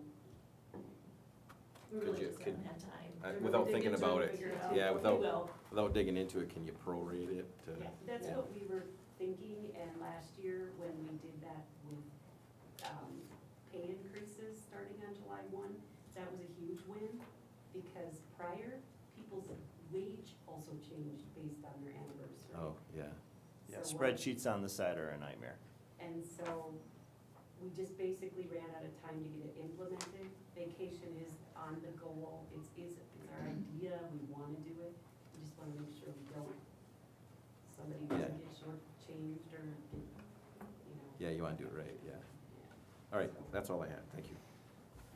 So you'll need a motion, if you will, on the support staff stuff.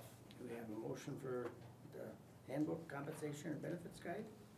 So the question I would have is, since my wife is affected by that, should I step away from this? Yes, you Okay. should. Then I will abstain. Okay. I'll make a motion to approve the support staff handbook, compensation, and benefits guide. And a second? Second.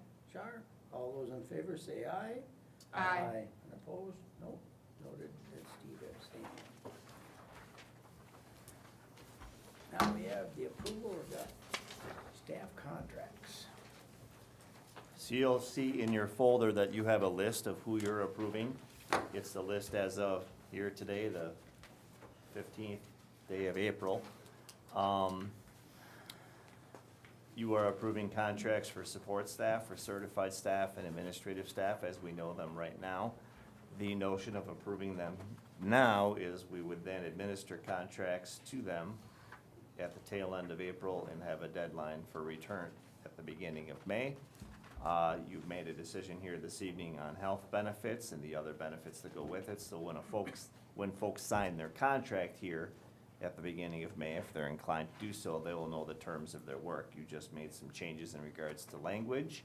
You just made a change in regards to salary, and they now know what their health insurance provider is. So now when you approve contracts, they would know everything they need to know whether they wanted to work here. So those are the 3 sets of contracts. I'm not sure how you want to do these, one at a time or all at once, and I'll give it to Keith, and Yep. Keith can go ahead and determine that. Gonna do them all together? I'll go ahead and move that we approve the 2024, 2025 contracts and letters of appointment altogether for certified staff and for, Support. and support, And administrative. and Okay. administrative. All right. And do I have a second? I'll second that. Steve? All those in favor say aye. Aye. Opposed, no? There we go. Now we got a CISA 11 delegate appointment. Well, we need a CISA 11 delegate. We have had a CISA 11 delegate. I'm not sure if it's that same person, if you're volunteering that person or they're volunteering themselves. That was me last. That was you, yes, it Oh, was. yeah, I would do that again, that was Okay, fun. all right. All right. All right. motion to have Steve be our CISA 11 delegate. So move. Char, second. Second. Dale, all in favor, say aye. Aye. Opposed, no? Thank you, Steve. Thanks for your willingness to participate. It's a good All time. right. Now we'll head on with our school board election Okay. results and oath of office. These are the school board election results. We canvassed those results the Friday after the Tuesday. You'll see them there, the grand totals at the bottom. You can give me those grand totals, I don't have them committed to memory. We had 1,478 for Gwen Dado, 1,377 for Char Glenna, 1,183 for Del Stone, 1,118 for Joanne Jackson, and 6 scattering. That was all canvassed this past Friday, so those are your results. And then there's an oath of office that goes with that. So step up to the mic, if you will. You first, because then you'll sign it in front of Twyla. I can just do it from here, right? I'm not the notary. All right. Twyla, you can see me, right? Yes, I can. I, Charlotte Glenna, who have been duly elected to the Board of Education of the School District of Amery, swear that I will support the Constitution of the United States and the Constitution of the State of Wisconsin, and will faithfully and impartially discharge the duties of said office to the best of my ability, so help me God. There you go. Gwen, would you like to come to the podium? Yes.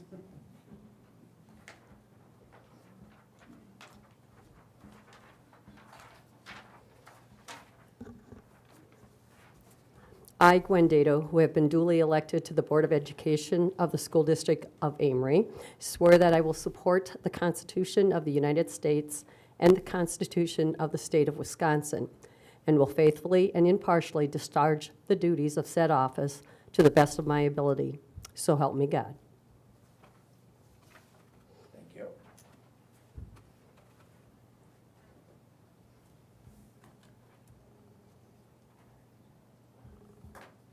I almost feel like we should have Gwen. Got that done. No. So do Personnel. we need a Person- motion? oh. Do we need a motion to approve, accept them? The to election a school board results. I would, election yes, results? yes, you would. Good call. So I will make the motion to approve the school board election results and oath of office. Okay, and second? I'll second that. Steve? All in favor, say aye. Aye. Opposed? There we go. You're Before, locked in. before you move on though, because we're on elections and you're leaving, You're stealing my thunder, Steve. well, sorry. Well, then I'll just leave it. Yeah, you Let's do just, personnel. Yeah. yes, let's do personnel. Can't change your mind on this last item. It's done. That's right. All right, new employee and extracurricular contracts for Matt Humple, boys varsity hockey coach, 18 years as an assistant, I guess would earn you the next step up. Ashley Long, special ed teacher, long-term sub. Joan Peterson, special ed para. Olivia Pedersen, 5th grade teacher.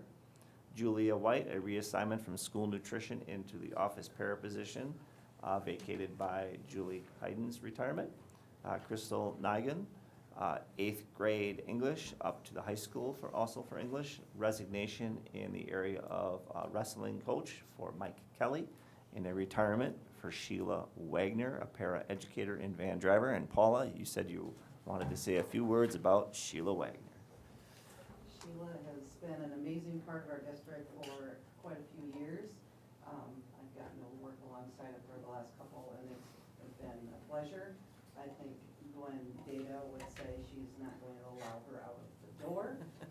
They work very well together, and just a very huge compliment to our Children's House Montessori program. So Sheila's, yes, she's sad to leave. She's moving across state into North Dakota, so she's going on a big adventure, but so we'll miss her a lot. She's a great part of our building. Well, lucky for Sheila, Gwen can't vote yet, so.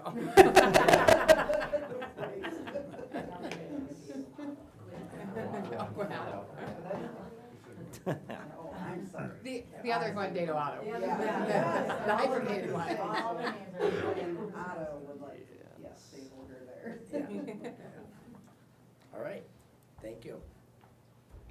motion to accept personnel action? I'll make that motion.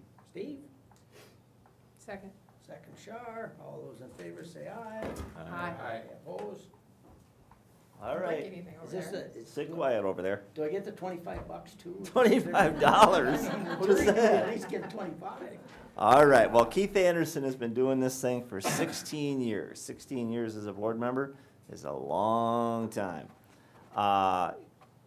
Keith was on the board shortly after my arrival as high school principal, and Keith's still here 16 years later.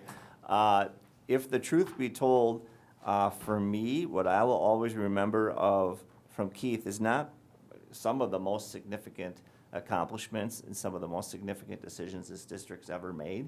For instance, the land across the street, that was an impetus of Keith's desires and made a very compelling case for. The athletics upgrade, I don't know if you remember correctly, but not so long ago, the person that said, I'd like to look at that option again where it's on the other side of the road. That would not have happened if Keith hadn't brought it up again and been adamant about us looking at it. But from a personal standpoint, my success in this role is inextricably connected to the support that Keith has lent me as a leader and as a friend, and for that I am in forever grateful. And I will be very sad to see you go, but I know you're not going to be traveling too far away. You'll always be around. Yes. So those are my remarks. I'm not sure if any of you wanted to say something as well. Well, I didn't prepare anything because it's hard to prepare something every time you think of it. Obviously, Keith and I hitched our wagons together and did this 6 years ago to after it was in some pretty tumultuous times of what was happening in the district for our employees and in the direction that this district was going, and it took a man of courage to stand up to what was happening at the time and to be vocal and adamant about what was happening and kind of bang the drum for a while. His leadership has been truly inspiring to see good things that can happen out of something that's not very good at the time. Again, I was thinking about the land across the road. 6 years is, in the scheme of 16, Dale's got you longer here. I know. But I was also thinking about the land across the road, and I'm like, no, Keith, don't. I don't want to spend any more money. We just did this. I tried to talk him out of it. It didn't work. He was pretty adamant about it, and not a lot of kids have really benefited from what's going on there. In fact, every kid in this district has benefited from what's going on there. It's been truly quite amazing to see what's taking shape out there. And that was from your vision and your leadership, and we'll miss you. Thank you. Yeah, for sure, I would echo those comments, and it's been a long time, and you've been great for the school and community, and you've made me a better board member, and I appreciate that. Thank you. You're welcome. Only been a year working with you. It's been good, but the thing that I will remember, there's, obviously you have ups and downs when you're on the board. And there was a time when I said to Keith, why do we do this? Like, it's the only place that you spend your own money to try to get elected so that people can be pissed off at you. And Keith said, sometimes I show up early and I walk around the building and I look at the art and I look at what the kids have done, and that's the reminder of why we do what we do. And so that was a great piece of advice for me to carry forward, and I thank you. Thanks, Steve. So we have a certificate here. I'd like to point out on the certificate that the WASB Executive Director is Dan Rossmiller, and he signed where it says WASB President. Either that's a bad signature or that is the number 0. I'm not sure which. Does it look like a 0? You're not a 0. You've seen mine. Thank you so much. Thank you.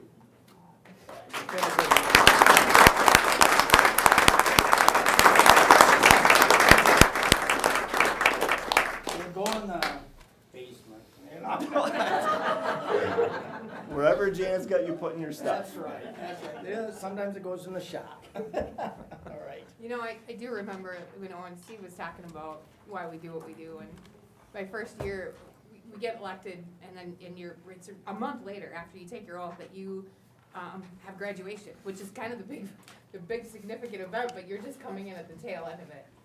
And I asked Keith, the first year that I was here, because we had a district administrator that didn't always want all of us board members on the stage for graduation. There wasn't enough room, quote unquote. And I asked Keith, are you going to graduation? In a true farmer fashion, he said, well, gosh, yes, of course I'm going to graduation. That's the harvest. Yes. And for farmers, if you're not a farmer, it probably doesn't mean as much to you as us farmers who have done this forever in our blood. But to hear that from one farmer to another, to say that's the harvest, it was It's your just an harvest. extraordinary point of view. Put out another seat. What's that? We'll put out another seat. Another seat? For you. Oh, Sit sure. on the stage, we don't mind.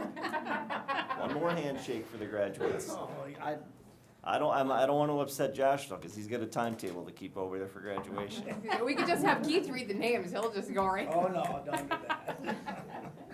It is something that I really treasure, signing the diplomas. I sit with them, I read their names, I pray over them that their life turns good and their accomplishments are met and dreams. That is the ultimate of what we all do here all the time. Yes. So, thank you much. All right, we got community comments. I gotta read this one more time. Yeah, you do. I don't even know where it is. It's on the board. It's probably on the board. Nope, it isn't. You could read what's on the board. I think that's. Well, I know you had it here.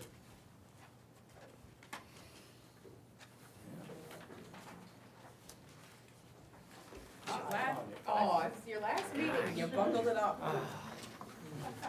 Can't relax yet.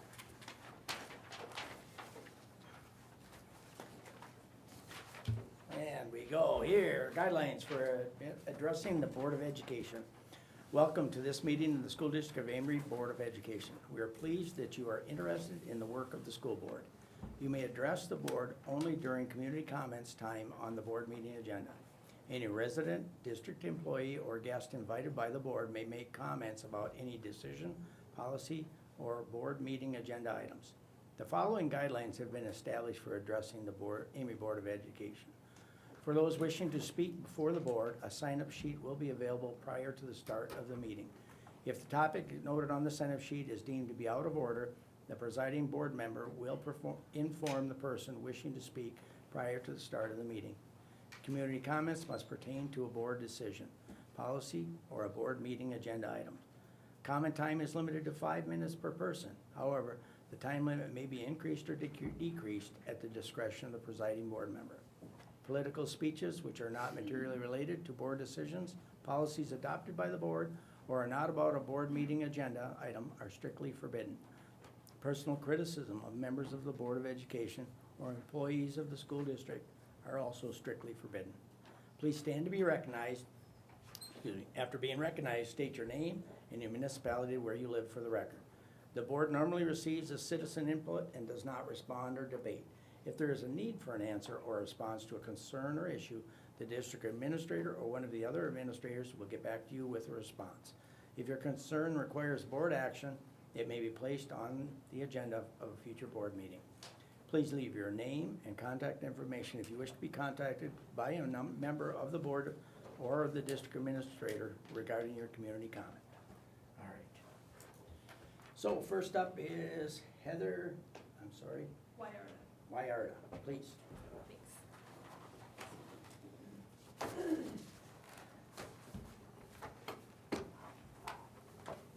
Hi, everyone.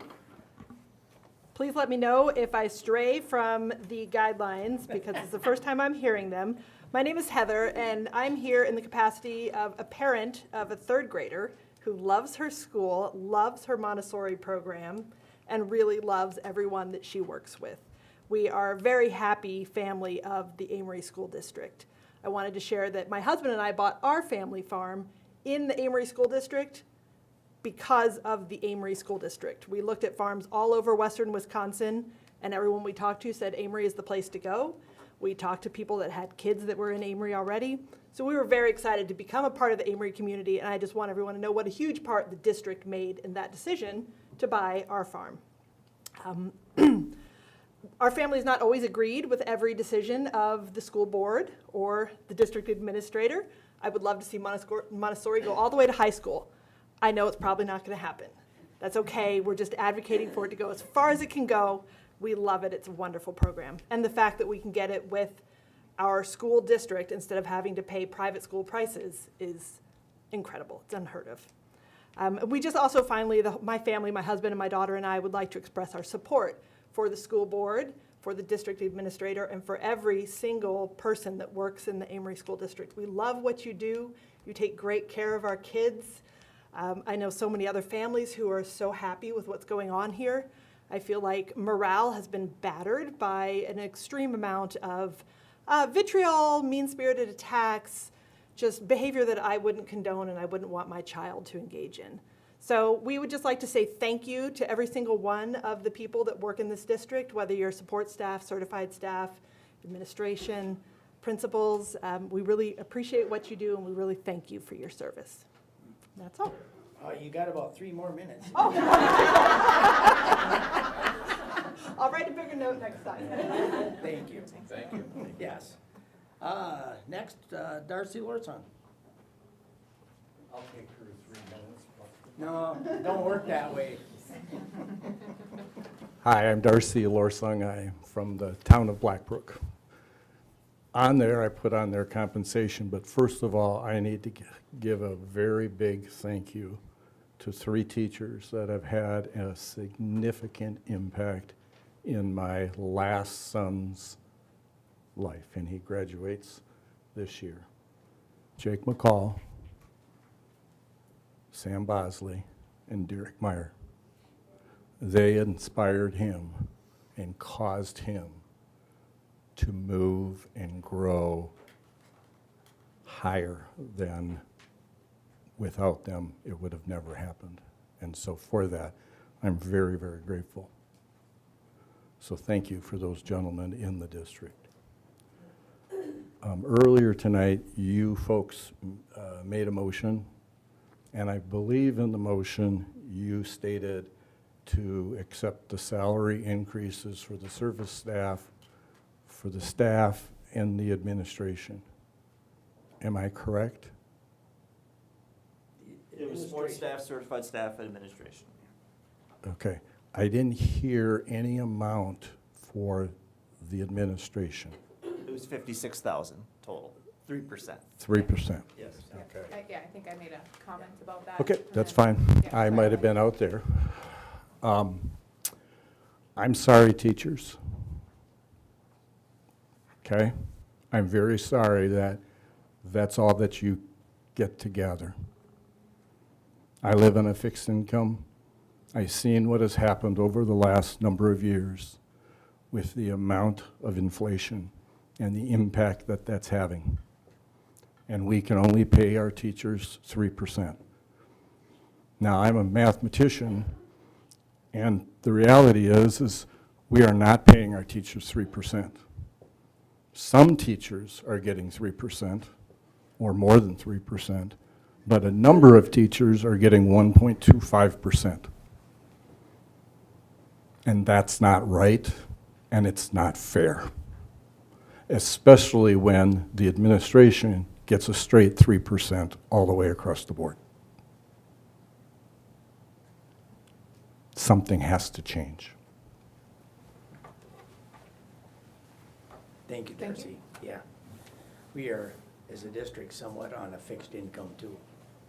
Our budget has to be met, and so we try to allocate where we can. Dale and I can attest to years back where at the end of the year, we had, what? Everybody got like $100? Yeah, that's all we had left in the kitty with the budget cuts that we had, and but we did give it to the staff, and we try to do that. Yeah. And I'm not gonna play the violin that says, you do it not for the money, for the kids, but, you know, we all choose what we wanna do. You know, if it isn't what you want, then you should do something else if the dollars mean that much to you, or whatever it happens to be, but, I'm, like Darcy said, I am so appreciative of the staff here. They've done wonders for my kids, for other kids. I always want to reiterate, I want this to be the land of opportunity, so that kids can plug in wherever they fit in and can grow from there. So with that, I took that 3 minutes, didn't I? You did. Yeah, okay, all right. So with that, thank you for your comments.